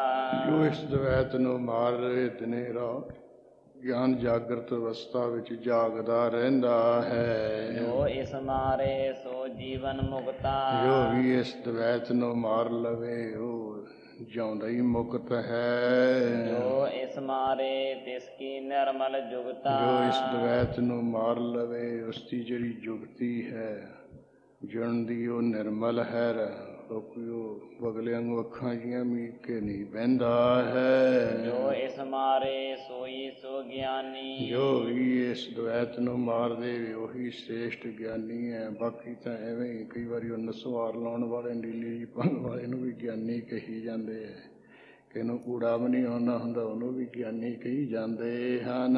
ਜੋ ਇਸ ਮਾਰੇ ਸੋ ਸਹਿਜ ਧਿਆਨੀ। ਹਾਂ, ਇਸ ਤਰ੍ਹਾਂ ਜੋ ਇਸ ਦਵੈਤ ਨੂੰ ਮਾਰ ਲਵੇ ਉਹੀ ਅਸਲੀ ਧਿਆਨੀ ਹੁੰਦਾ, ਨਹੀਂ ਤਾਂ ਬਗਲ ਧਿਆਨੀ ਹੁੰਦਾ ਹੈ। ਇਸ ਮਾਰੇ ਬਿਨ ਥਾਏ ਨਾ ਪਰੈ। ਇਸ ਦਵੈਤ ਮਾਰੇ ਤੋਂ ਬਗੈਰ ਦੀ ਜਿਹੜੀ ਕੋਈ ਘੱਲ ਨਾ ਕਮਾਈ ਕੀਤੀ ਹੈ, ਕੋਈ ਥਾਂ ਨਹੀਂ ਪੈਂਦੀ ਹੈ, ਲੇਖੇ ਵਿੱਚ ਨਹੀਂ ਪੈਂਦੀ, ਜਾਣੀ ਸਫਲ ਨਹੀਂ ਹੁੰਦੀ ਹੈ। ਕੋਟ ਕਰਮ ਜਾਪ ਤਪ ਕਰੈ। ਭਾਵੇਂ ਕਰੋੜਾਂ ਤਰ੍ਹਾਂ ਦਾ ਕਰਮ ਜਪ ਤਪ ਦਾ ਵੀ ਕਰੇ। ਇਸ ਮਾਰੇ ਬਿਨ ਜਨਮ ਨਾ ਮਿਟੈ। ਇਸ ਦਵੈਤ ਮਾਰੇ ਤੋਂ ਬਗੈਰ ਜਿਹੜਾ ਜਨਮ ਮਰਨ ਨਹੀਂ ਮਿਟਦਾ ਹੈ। ਇਸ ਮਾਰੇ ਬਿਨ ਜਮਤੇ ਨਹੀਂ ਛੁਟੈ। ਇਹ ਜਿਹੜੀ ਦੁਬਿਧ ਹੈ, ਇਸ ਦੇ ਮਾਰੇ ਤੋਂ ਬਗੈਰ ਜਮਾਂ ਤੋਂ ਵੀ ਇਹਦਾ ਛੁਟਕਾਰਾ ਨਹੀਂ ਹੁੰਦਾ, ਇਹ ਜਮਾਂ ਦੇ ਜਾਲ ਵਿੱਚ ਫਸਦਾ ਹੀ ਫਸਦਾ ਹੈ। ਇਸ ਮਾਰੇ ਬਿਨ ਗਿਆਨ ਨਾ ਹੋਈ। ਇਹ ਜਿਹੜੀ ਦੋਈ ਹੈ ਦਵੈਤ, ਇਹਦੀ ਮਾਰੇ ਤੋਂ ਬਗੈਰ ਰੱਬੀ ਗਿਆਨ ਨਹੀਂ ਹੁੰਦਾ, ਬ੍ਰਹਮ ਗਿਆਨੀ ਨਹੀਂ ਹੁੰਦਾ ਹੈ। ਇਸ ਮਾਰੇ ਬਿਨ ਝੂਠ ਨਾ ਧੋਈ। ਇਸ ਦਵੈਤ ਮਾਰੀ ਤੋਂ ਬਗੈਰ ਜਿਹੜੀ ਅੰਦਰ ਮਨ ਦੀ ਝੂਠ ਹੈ, ਵਿਕਾਰਾਂ ਕਰਕੇ ਮਨ ਝੂਠਾ ਹੋਇਆ ਪਿਆ, ਇਹ ਨਹੀਂ ਧੋਤੀ ਜਾਂਦੀ, ਮਨ ਸੁੱਚਾ ਨਹੀਂ ਹੁੰਦਾ ਹੈ। ਇਸ ਮਾਰੇ ਬਿਨ ਸਭ ਕਿਛ ਮੈਲਾ। ਇਸ ਦਵੈਤ ਮਾਰੀ ਤੋਂ ਬਗੈਰ ਇਸ ਦਾ ਜੋ ਕੁਛ ਵੀ ਕਰਮ ਧਰਮ ਕੀਤਾ ਸਭ ਮੇਲਾ ਹੁੰਦਾ ਹੈ, ਸਕਾਮ ਕਰਮ ਹੋਣ ਕਰਕੇ। ਇਸ ਮਾਰੇ ਬਿਨ ਸਭ ਕਿਛ ਜੌਲਾ। ਇਸ ਦੂਈ ਮਾਰੀ ਤੋਂ ਬਗੈਰ ਇਸਦਾ ਜੋ ਵੀ ਕੁਛ ਕੀਤਾ ਖਤਰਿਆ ਸਭ ਇਹਨੂੰ ਪਰਮੇਸ਼ਰ ਜੋ ਕੋਈ ਦੇਵੀ ਗੁਣ ਹੈ, ਹੋਰ ਕੋਈ ਸਕਾਮ ਕਰਮ ਹੈ। ਇਹਨੂੰ ਪਰਮੇਸ਼ਰ ਤੋਂ ਕਹਿੰਦੇ ਜੋਲਾ ਵੱਖਰਾ ਹੀ ਰੱਖਣ ਵਾਲੇ ਹੁੰਦੇ ਹਨ, ਇਹ ਵੱਖਰਾ ਹੀ ਰਹਿੰਦਾ ਹੈ। ਜਾ ਕੋ ਭਏ ਕਿਰਪਾਲ ਕਿਰਪਾ ਨਿਧ, ਜਿਸਦੇ ਉੱਪਰ ਵੀ ਕਿਰਪਾ ਦੇ ਖਜ਼ਾਨੇ ਵਾਹਿਗੁਰੂ ਕਿਰਪਾਲੂ ਹੋ ਗਏ। ਭਈ ਖਲਾਸੀ ਹੋਈ ਸਗਲ ਸਿੱਧ, ਉਸਦੀ ਬੰਦ ਖਲਾਸੀ ਹੋ ਗਈ, ਉਸਦੀ ਨੂੰ ਸਭ ਤਰ੍ਹਾਂ ਦੀ ਸਿੱਧੀ ਪ੍ਰਾਪਤ ਹੋਈ ਹੈ। ਗੁਰ ਦੁਬਿਧਾ ਜਾ ਕੀ ਹੈ ਮਾਰੀ, ਇਹ ਤਾਂ ਗੁਰੂ ਮਹਾਰਾਜ ਨੇ ਕਿਰਪਾ ਕਰਕੇ ਜਿਹਦੇ ਅੰਦਰੋਂ ਦਵੈਤ ਭਾਵ ਮਾਰ ਦਿੱਤੀ ਹੈ। ਕਹੋ ਨਾਨਕ ਸੋ ਬ੍ਰਹਮ ਵਿਚਾਰੀ, ਗੁਰੂ ਜੀ ਕਹਿੰਦੇ ਉਹੀ ਅਸਲੇ ਬ੍ਰਹਮ ਦੀ ਵਿਚਾਰ ਕਰਨ ਵਾਲਾ ਪੁਰਸ਼ ਬ੍ਰਹਮ ਵਿਚਾਰੀ ਹੁੰਦਾ ਹੈ। ਗੌੜੀ ਮਹੱਲਾ ਪੰਜਵਾ, ਹਰ ਸਿਉ ਜੁਰੈ ਤਾਂ ਸਭ ਕੋ ਮੀ, ਹਰੇ ਮਨ ਮੇਰੇ ਤੋਂ ਹਰ ਸੋ ਜੋਰ ਆਪਣੇ ਉੱਤਮ ਬਖਤ ਦੁਆਰਾ ਮਨ ਨੂੰ ਕਹਿੰਦੇ ਇਹ ਮੇਰੇ ਮਨਾ, ਜੋ ਵਾਹਿਗੁਰੂ ਹਰੇ ਭਰੇ ਕਰਨ ਵਾਲੇ ਸਭ ਤਰ੍ਹਾਂ ਦੇ ਪਾਪਾਂ ਦੇ ਹਾਰਕ ਹਨ, ਉਹਨਾਂ ਦੇ ਨਾਲ ਤੂੰ ਆਪਣੇ ਆਪ ਨੂੰ ਜੋੜ। ਜਿਹੜੀ ਵਾਹਿਗੁਰੂ ਦੇ ਨਾਲ ਇਹ ਮਨ ਤੂੰ ਜੁੜਨਾ ਕਰ। ਇਸ ਤੋਂ ਬਗੈਰ ਹੋਰ ਜਿਹੜਾ ਕੁਛ ਉਹ ਤੇਰੇ ਕੰਮ ਨਹੀਂ ਆਉਣ ਵਾਲਾ। ਕਾਇ ਸਹਾਰਾ ਨਾ ਹੀ ਹੋਰ ਜੋ ਕੁਛ ਹੈ ਇਸ ਤੋਂ ਬਗੈਰ ਕਿਸੇ ਕੰਮ ਨਹੀਂ ਹੈ। ਜਿਹੜਾ ਇਹ ਵਾਹਿਗੁਰੂ ਨਾਲ ਜੁੜ ਜਾਵੇ ਉਹਨੂੰ ਕੀ ਫਲ ਹੁੰਦਾ ਹੈ ਤਾਂ ਫਰਮਾਉਂਦੇ ਹਨ, ਹਰ ਸਿਉ ਜੁਰੈ ਤਾਂ ਸਭ ਕੋ ਮੀ। ਇਹ ਮੇਰੇ ਮਨਾ ਜਿਹੜਾ ਕੋਈ ਵਾਹਿਗੁਰੂ ਦੇ ਨਾਲ ਜੁੜ ਜਾਂਦਾ ਹੈ, ਜਾਨੀ ਭਜਨ ਸਿਮਰਨ ਵਿੱਚ ਜਿਹੜਾ ਜੁੜਨਾ ਹੈ ਵਾਹਿਗੁਰੂ ਨਾਲ ਜੁੜਨਾ ਹੈ, ਕਿ ਜਿਹੜਾ ਜੁੜਦਾ ਹੈ ਉਹਦਾ ਸਭ ਕੋਈ ਮਿੱਤਰ ਬਣ ਜਾਂਦਾ ਹੈ। ਜਿਹੜੇ ਕੋਈ ਸ਼ੇਰ ਬਘੇਲੇ ਹਨ ਉਹ ਜਿਹੜਾ ਜਿਹਨਾਂ ਦਾ ਇਹ ਖਾਈਆ ਹੈ ਨਾ ਉਹ ਵੀ ਇਹਦੇ ਮਿੱਤਰ ਬਣ ਜਾਂਦੇ। ਜਿਵੇਂ ਉਹ ਸੰਤ ਬਾਬਾ ਅਤਰ ਸਿੰਘ ਜੀ ਦੇ ਜੀਵਨ ਵਿੱਚ ਲਿਖਿਆ, ਜਿਸ ਵੇਲੇ ਆਪ ਜੀ ਵਿਰਾਗ ਅਵਸਥਾ ਵਿੱਚ ਰਿਸ਼ੀਕੇਸ਼ ਦੀਆਂ ਜਿਹੜੀਆਂ ਪਹਾੜੀਆਂ ਵਗੈਰਾ ਜਿੱਧਰ ਬੜੇ ਬੜੇ ਸ਼ੇਰ ਰਹਿੰਦੇ ਨੇ, ਇੱਧਰ ਹੀ ਉਹ ਵਿਰਾਗ ਵਿੱਚ ਵਿਚਰ ਰਹੇ ਸੀ। ਕੋਈ ਨਾ ਕੋਈ ਸ਼ੇਰ ਹੀ ਆ ਸਰੀਰ ਨੂੰ ਖਾ ਜੇ ਤਾਂ ਚਲੋ ਲੇਖੇ ਲੱਗੇ। ਪਰਮੇਸ਼ਰ ਦੀ ਜਦੋਂ ਪ੍ਰਾਪਤੀ ਨਹੀਂ ਹੈ, ਕੋਈ ਸਫਲਤਾ ਹੀ ਨਹੀਂ ਹੈ, ਫਿਰ ਸਰੀਰ ਨੂੰ ਰੱਖਣ ਦੀ ਕੀ ਲੋੜ ਹੈ। ਜਿਵੇਂ ਜੋਸ਼ੀ ਮਠ ਵਗੈਰਾ ਇੱਧਰ ਵੀ ਬੜਾ ਪਹਿਲਾਂ ਸ਼ੇਰ ਸ਼ੁਰ ਪੈਂਦਾ ਹੁੰਦਾ ਸੀ। 1973 ਦੀ ਗੱਲ ਹੈ, ਜਦੋਂ ਮਹਾਂਪੁਰਸ਼ ਹੇਮਕੁੰਡ ਦੀ ਯਾਤਰਾ ਕਰਨ ਲਈ ਗਏ ਤੋ ਜੋਸ਼ੀ ਮਠ ਜਿਸ ਵੇਲੇ ਰਾਤ ਦੇ ਸਮੇਂ ਉਹ ਸਾਰੇ ਸਿੰਘਾਂ ਨੂੰ ਪ੍ਰਬੰਧ ਕਹਿੰਦੇ ਰਹਿੰਦੇ ਵੀ ਇੱਥੇ ਸ਼ੇਰ ਪੈਂਦਾ ਹੈ, ਕभी ਰਾਤ ਨੂੰ ਨਾ ਇੱਧਰ ਉੱਧਰ ਨਿਕਲੇ, ਦੂਰ ਨਾ ਜਾਵੇ, ਇਹ ਕਈਆਂ ਨੂੰ ਮਾਰ ਮੁਰ ਗਿਆ ਹੈ। ਯਾਨੀ ਇੱਧਰ ਰਿਸ਼ੀਕੇਸ਼ ਦੀਆਂ ਪਹਾੜੀਆਂ ਵਿੱਚ ਜਿਹੜੇ ਕੁਛ ਸ਼ੇਰ ਸ਼ੁਰ ਜਿਹੇ ਪੈਂਦੇ ਇਹ ਉੱਧਰ ਫਿਰ ਰਹੇ ਸਨ। ਉਹ ਆਪਣੀ ਮੌਜ ਵਿੱਚ ਹੀ ਵੀ ਇੱਥੇ ਇੱਕ ਸ਼ੇਰ ਪੈਂਦਾ ਹੈ, ਤੇ ਉੱਥੇ ਜਾ ਕੇ ਚਾਦਰਾ ਜਾਂ ਤਾਣ ਕੇ ਨਾ ਸਿਰ ਦੇ ਉੱਪਰ ਪਾ ਕੇ ਤੇ ਮੌਜ ਨਾਲ ਸਿਮਰਨ ਵਿੱਚ ਜੁੜ ਗਏ ਨੇ। ਜਿੱਥੇ ਸ਼ੇਰ ਪੈਂਦਾ ਹੈ ਸ਼ੇਰ ਨੂੰ ਮਨੁੱਖ ਦੀ ਸਮੈਲ ਆ ਜਾਂਦੀ ਹੈ, ਪਤਾ ਲੱਗ ਜਾਂਦਾ ਵੀ ਇੱਥੇ ਕੋਈ ਹੈਗਾ ਹੈ। ਉਹ ਆਇਆ ਹੈ। ਇੱਧਰ ਹੁਣ ਵਾਹਿਗੁਰੂ ਵੀ ਜੁੜੇ ਪਏ ਹੈ। ਵਾਹਿਗੁਰੂ ਦੇ ਜੁੜਨ ਵਿੱਚ ਕਰਕੇ ਸਭ ਕੋਈ ਮਿੱਤਰ ਬਣ ਜਾਂਦਾ ਹੈ।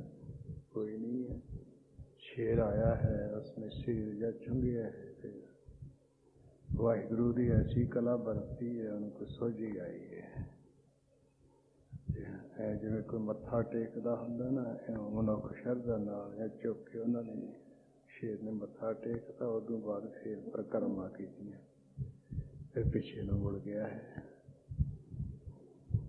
ਤੇ ਉਹ ਇੱਧਰ ਇਹਨਾਂ ਨੂੰ ਪਤਾ ਚੱਲ ਗਿਆ ਵੀ ਸ਼ੇਰ ਨਾ ਆਇਆ ਤਾਂ ਸੀ, ਪਰ ਉਹ ਵੀ ਸਾਨੂੰ ਉਹਨੇ ਮਾਰਿਆ ਨਹੀਂ ਹੈ। ਫਿਰ ਉੱਥੋਂ ਉੱਠ ਕੇ ਵਿਰਾਗ ਅਵਸਥਾ ਵਿੱਚ ਜਾਨੀ ਆਸੇ ਪਾਸੇ ਹੋ ਗਏ। ਇਸ ਤਰ੍ਹਾਂ ਜਿਹੜੇ ਕੋਈ ਹਿੰਸਕ ਹਨ ਨਾ, ਜਾਨਵਰ ਜਾਂ ਪਸ਼ੂ, ਉਹ ਵੀ ਸਾਰੇ ਮਿੱਤਰ ਬਣ ਜਾਂਦੇ ਹਨ। ਜਿਵੇਂ ਕੋਈ ਮਿੱਤਰ ਸਹਾਇਤਾ ਕਰਦਾ, ਮਦਦ ਕਰਦਾ ਨਾ, ਇਸ ਤਰ੍ਹਾਂ ਜਿਹੜੇ ਸੱਪ ਸੁੱਪ ਹੈ ਉਹਦੀ ਮਦਦ ਕਰਨ ਲੱਗ ਜਾਂਦੇ, ਉਹਨਾਂ ਤੋਂ ਵੀ ਉਹ ਕੰਮ ਲੈਂਦਾ ਹੈ, ਉਹ ਵੀ ਉਹਦੀ ਨਾਲ ਮਿੱਤਰਤਾ ਦਵਾਉਂਦੇ ਹੈ। ਅਜੇ ਇੱਥੇ ਕੋਈ ਲੋਪੋ ਬਾਹਰ ਖੇਤ ਵਿੱਚ ਰਹਿੰਦਾ ਹੁੰਦਾ ਸੀ ਸਾਧੂ, ਤੇ ਉਹਦੇ ਕੋਲ ਇੱਕ ਸੱਪ ਜਿਹਾ ਰੱਖਿਆ ਹੋਇਆ ਸੀ ਪਹਿਰੇਦਾਰ। ਜਿਹੜਾ ਤਾਂ ਦੇਖਦਾ ਵੀ ਇਹ ਠੀਕ ਠਾਕ ਉਹਨੂੰ ਤਾਂ ਲੰਘਣ ਦਿੰਦਾ, ਜਿਹਨੂੰ ਦੇਖਦਾ ਵੀ ਇਹ ਨਹੀਂ ਠੀਕ ਠਾਕ ਉਹਨੇ ਭਕਾਰੇ ਜਿਹੇ ਮਾਰਨੇ। ਤੇ ਅਗਲੇ ਅੰਦਰ ਦਿਨ ਬੜਿਆ ਆਉਣਾ। ਇੱਕ ਵਾਰੀ ਦੋਦਰ ਵਾਲਾ ਨਾਜਰ ਸਿੰਘ ਜੀ ਨਹਿੰਗੋ, ਉਹਨਾਂ ਦੇ ਨਾਲ ਉਹਦਾ ਕਾਫੀ ਨੇੜਤਾ ਸੀ ਤੇ ਉਹਨਾਂ ਦੀ ਉਹ ਭੈਣ ਉੱਥੇ ਲੋਕੋ ਵਿਆਹੀ ਹੋਈ ਸੀ। ਮੈਨੂੰ ਕਹਿੰਦੇ ਵੀ ਲੈ ਵੀ ਤੈਨੂੰ ਸਾਧੂ ਦੇ ਦਰਸ਼ਨ ਕਰਾਈਏ। ਮੈਂ ਛੋਟਾ ਜਿਹਾ ਸੀ ਉਦੋਂ, ਇੱਧਰ ਜਾਣੀਆਂ ਵਿਚਾਰਾਂ ਚੱਲ ਰਹੀਆਂ ਸੀ ਵੀ ਚਲੋ ਵੀ ਤੂੰ ਵੀ ਗਿਆਨੀ ਬਣ, ਤੇ ਤੂੰ ਕਿਤੇ ਪੜ੍ਹਨ ਚਲਿਆ ਜਾ ਤੇ ਉੱਥੇ ਗਿਆਨੀ ਬਣ ਕੇ ਵੀ ਇੱਥੇ ਆਪਣੇ ਗੁਰਦੁਆਰੇ ਕਥਾ ਹੁੰਦੀ ਹੈ ਤੇ ਹੁਣ ਕੋਈ ਨਾ ਕੋਈ ਤੂੰ ਕਰ ਲਿਆ ਕਰੀ। ਇਸ ਤਰ੍ਹਾਂ ਦੇ ਖਿਆਲ ਜੇ ਚੱਲਦੇ ਸੀ। ਉਹ ਕੁਦਰਤੀ ਉਹਦੇ ਕੋਲ ਚਲੇ ਗਏ। ਉਹ ਹੁਣ ਫੁਰਨਾ ਵੱਜਦਾ ਸੀ ਤੇ ਉਹ ਹੁਣ ਨਿਹੰਗ ਸਿੰਘ, ਉਹ ਸਾਧੂ। ਨਿਹੰਗਾਂ ਸਿੰਘਾਂ ਦਾ ਪਤਾ ਹੀ ਹੁੰਦਾ ਵੀ ਖੁੱਲੇ ਬੋਲੇ ਹੁੰਦੇ ਆ। ਉਹ ਗੁੱਸਾ ਗੱਸਾ ਨਹੀਂ ਉਹਦਾ ਮੰਨਦਾ ਸੀਗਾ, ਕਿਉਂਕਿ ਇਹ ਵੀ ਜੱਪੀ ਤੱਪੀ ਹੈਗਾ ਸੀ, ਚੰਗਾ ਕਮਾਈ ਵਾਲਾ ਸੀ। ਇੱਥੇ ਲੰਮੇ ਜੱਟਪੁਰੇ ਰਹਿ ਕੇ ਇਸਨੇ ਮੂਲ ਮੰਤਰ ਦਾ ਕਾਫੀ ਅਭਿਆਸ ਕੀਤਾ। ਗੁਰੂ ਹਰਗੋਬਿੰਦ ਸਾਹਿਬ ਮਹਾਰਾਜ ਦੇ ਖੁੱਲੇ ਡੁੱਲੇ ਇਸਨੇ ਦਰਸ਼ਨ ਕੀਤੇ ਹੋਏ ਸਨ। ਕਈ ਵਾਰੀ ਉਹ ਬਚਨ ਕਰਦਾ ਹੁੰਦਾ ਸੀ, ਮਹਾਰਾਜ ਦੀ ਕਿਰਪਾ ਹੋਈ ਹੈ। ਚਲੇ ਗਏ, ਬੈਠ ਬੂੜ ਕੇ ਤੇ ਮੇਰੇ ਗੁੱਟ ਤੇ ਘੜੀ ਜਿਹੀ ਬੰਨੀ ਹੋਈ ਸੀ। ਮੈਨੂੰ ਕਹਿੰਦੇ ਵੀ ਇਹ ਤੂੰ ਭਚੰਗੀਆਂ ਲਾ ਦੇ। ਜੋ ਨਿਹੰਗ ਸਿੰਘ ਕਹਿੰਦਾ ਵੀ ਤੈਨੂੰ ਇਹ ਘੜੀ ਕਹਿੰਦੀ ਹੈ ਗੁੱਟ ਦੇ ਇਹਦੇ ਤੇ ਬੰਨੀ ਹੈ, ਤੈਨੂੰ ਕੀ ਸੱਪ ਲੜਦਾ ਸਾਦਾ। ਕਹਿੰਦਾ ਟੋਕੀ ਵਾਲਿਆਂ ਨੇ ਗਾ ਜਦੋਂ ਤੂੰ ਬੋਲਦਾ ਪੁੱਠੇ ਹੀ ਬੋਲ। ਉਹ ਕਹਿੰਦਾ ਇਹ ਗ੍ਰੰਥੀ ਸਿੰਘ ਹੈ, ਇਹਨੇ ਰੌਲ ਲਾਉਣੀ ਹੈ, ਟਾਈਮ ਦੇਖਣਾ ਹੈ, ਜਾਣਾ ਆਉਣਾ, ਨਹਾਉਣਾ ਧੋਣਾ, ਤੂੰ ਕਿਤੇ ਜਾਣਾ ਨਹੀਂ ਆਉਣਾ ਨਹੀਂ, ਕੁੱਟ ਤੇ ਇਹਦੇ ਬੰਨੀ ਹੈ ਤੇ ਰੌਲਾ ਤੂੰ ਪਾਈ ਜਾ, ਲਾ ਦੇ। ਕਹਿੰਦੇ ਨਹੀਂ ਚੰਗੀ ਨਹੀਂ ਲੱਗਦੀ, ਲਾ ਦੇ। ਮੈਨੂੰ ਕਹਿੰਦੇ ਤੂੰ ਨਾ ਲਾਈ, ਇਹ ਤਾਂ ਮੈਂ ਵਾਧੂ ਪਈ ਜਾਂਦਾ। ਫਿਰ ਉਹ ਕਰੀ ਜਾਣ, ਮੈਂ ਐਂ ਕਰ ਦਿੰਦਾ ਹੁੰਦਾ, ਉਹ ਕਰ ਦਿੰਦਾ ਹੁੰਦਾ। ਹੁੰਦਾ ਹੀ ਨਾ ਤਾਂ ਇਹ ਸਾਰਾ ਜਿਵੇਂ ਐਸਾ ਹੁੰਦਾ ਜਿਹਦੇ ਕੋਲ ਆਊ ਜਾਵੇ ਉਹ ਕਰਦੇ ਵੀ ਹੁੰਦੇ ਆ। ਉਹ ਵੀ ਬਲੀ ਸੀ। ਉਹ ਕਹਿੰਦਾ ਮੇਰੇ ਕੋਲ ਆਹ ਤਿੱਖੀ ਕੀਤੀ ਹੈ ਟੋਕੀ, ਜਾਂ ਤੇਰਾ ਜਿਹੜਾ ਸੱਪ ਸੁੱਪ ਜਾਂ ਹੁਣੇ ਵੱਡਾ, ਜਿਹਨੂੰ ਤੂੰ ਕਹਿੰਦਾ ਨਾ ਮੇਰਾ ਸੱਪ ਰੱਖਿਆ ਕਰਦਾ, ਪਹਿਰੇਦਾਰ ਬਿਠਾਇਆ। ਚਲੋ ਇਸ ਤਰ੍ਹਾਂ ਉਹ ਖੁੱਲੇ ਡੁੱਲੇ ਜਿਹੇ ਹੱਸਦੇ ਖੇਲਦੇ ਰਹੇ। ਫਿਰ ਕਹਿੰਦੇ ਵੀ ਚੰਗਾ ਅੰਦਰ ਆ ਜਾਓ, ਆਪਾਂ ਹੁਣ ਥੋੜ੍ਹਾ ਬਹੁਤਾ ਖਾ ਪੀ ਲਈਏ। ਅੰਦਰ ਜਦੋਂ ਗਏ, ਉਹਦਾ ਹੁਣ ਮੇਜ਼ ਤੇ ਢਾਈ ਪੀਸ ਰੱਖਿਆ ਹੋਇਆ। ਮੈਨੂੰ ਕਹਿੰਦੇ ਝਾਕਿਆ ਖੂਜ ਸੱਟੇ ਦੇ। ਉਹਨੇ ਕਿਹਾ ਕੀ ਕਹਿੰਦਾ ਤੂੰ? ਇਹਨੂੰ ਕਹਿੰਦਾ ਸੀ ਨਾ ਘੜੀ ਲਾ ਕੇ ਬੈਠੇ, ਇਹ ਤਾਂ ਭੋਲਾ ਸੀ, ਤੂੰ ਐਡਾ ਵੱਡਾ ਰੱਖੀ ਬੈਠਾ। ਕਹਿੰਦਾ ਇਹ ਤਾਂ ਟਾਈਮ ਦੇਖਣ ਵਾਸਤੇ ਤੜਕੇ ਉੱਠਣਾ ਹੁੰਦਾ। ਕਹਿੰਦੇ ਇਹਨੇ ਵੀ ਟਾਈਮ ਵਾਸਤੇ ਰੱਖੀ ਸੀ ਨਾ, ਘੁੱਟਣਾ ਪਾਣੀ ਤੂੰ ਮੇਜ਼ ਤੇ ਰੱਖਿਆ ਵੱਡਾ ਸਾ। ਇਸ ਤਰ੍ਹਾਂ ਜੇ ਕਰਦੇ ਰਹੇ। ਉਦੋਂ ਬਾਅਦ ਫਿਰ ਉਹਨੇ ਗੱਲ ਜੀ ਚਲਾਈ। ਕਹਿੰਦੇ ਲੈ ਵੀ ਭਚੰਗਿਆ, ਜੇ ਤੂੰ ਇੱਥੇ 40 ਦਿਨ ਵੇ, ਮੈਂ ਤੈਨੂੰ ਇੱਕ ਸ਼ਬਦ ਦੱਸਾਂਗਾ, ਬਸ ਤੈਨੂੰ ਕਹਿੰਦੇ ਬਸ ਸਾਰੇ ਸ਼ਾਸਤਰ ਸਿਮਰਦੀਆਂ ਦੇ ਗਿਆਨ ਧਿਆਨ ਆ ਜਾਣਗੇ, ਤੂੰ ਗਿਆਨੀ ਬਣ ਜਾਏਗਾ। ਨਿਹੰਗ ਸਿੰਘ ਕਹਿੰਦਾ ਵੀ ਆਪ ਤਾਂ ਤੈਨੂੰ ਊੜਾ ਨਹੀਂ ਆਉਂਦਾ, ਤੂੰ ਤਾਂ ਹੁਣ ਤੱਕ ਗਿਆਨੀ ਬਣਿਆ, ਇਹਨੂੰ ਕਿਹੜਾ ਤੂੰ ਗਿਆਨੀ ਬਣਾ ਲੈ। ਇਹਦਾ ਮਤਲਬ ਹੈ ਵੀ ਇਹ ਚਲੋ ਭਚੰਗੀ ਹੈਗਾ, ਮੇਰਾ ਕੰਮ ਕਰੂਗਾ, ਇਹ ਮੇਰਾ ਝਾੜੂ ਬਾੜੂ ਦਊਗਾ, ਮੇਰੇ ਇੱਧਰ ਉੱਧਰ ਦੇਖਭਾਲ ਕਰੂਗਾ, ਤੂੰ ਗਿਆਨੀ ਕਿਹੜਾ ਬਣਾਉਣਾ ਇਹਨੂੰ।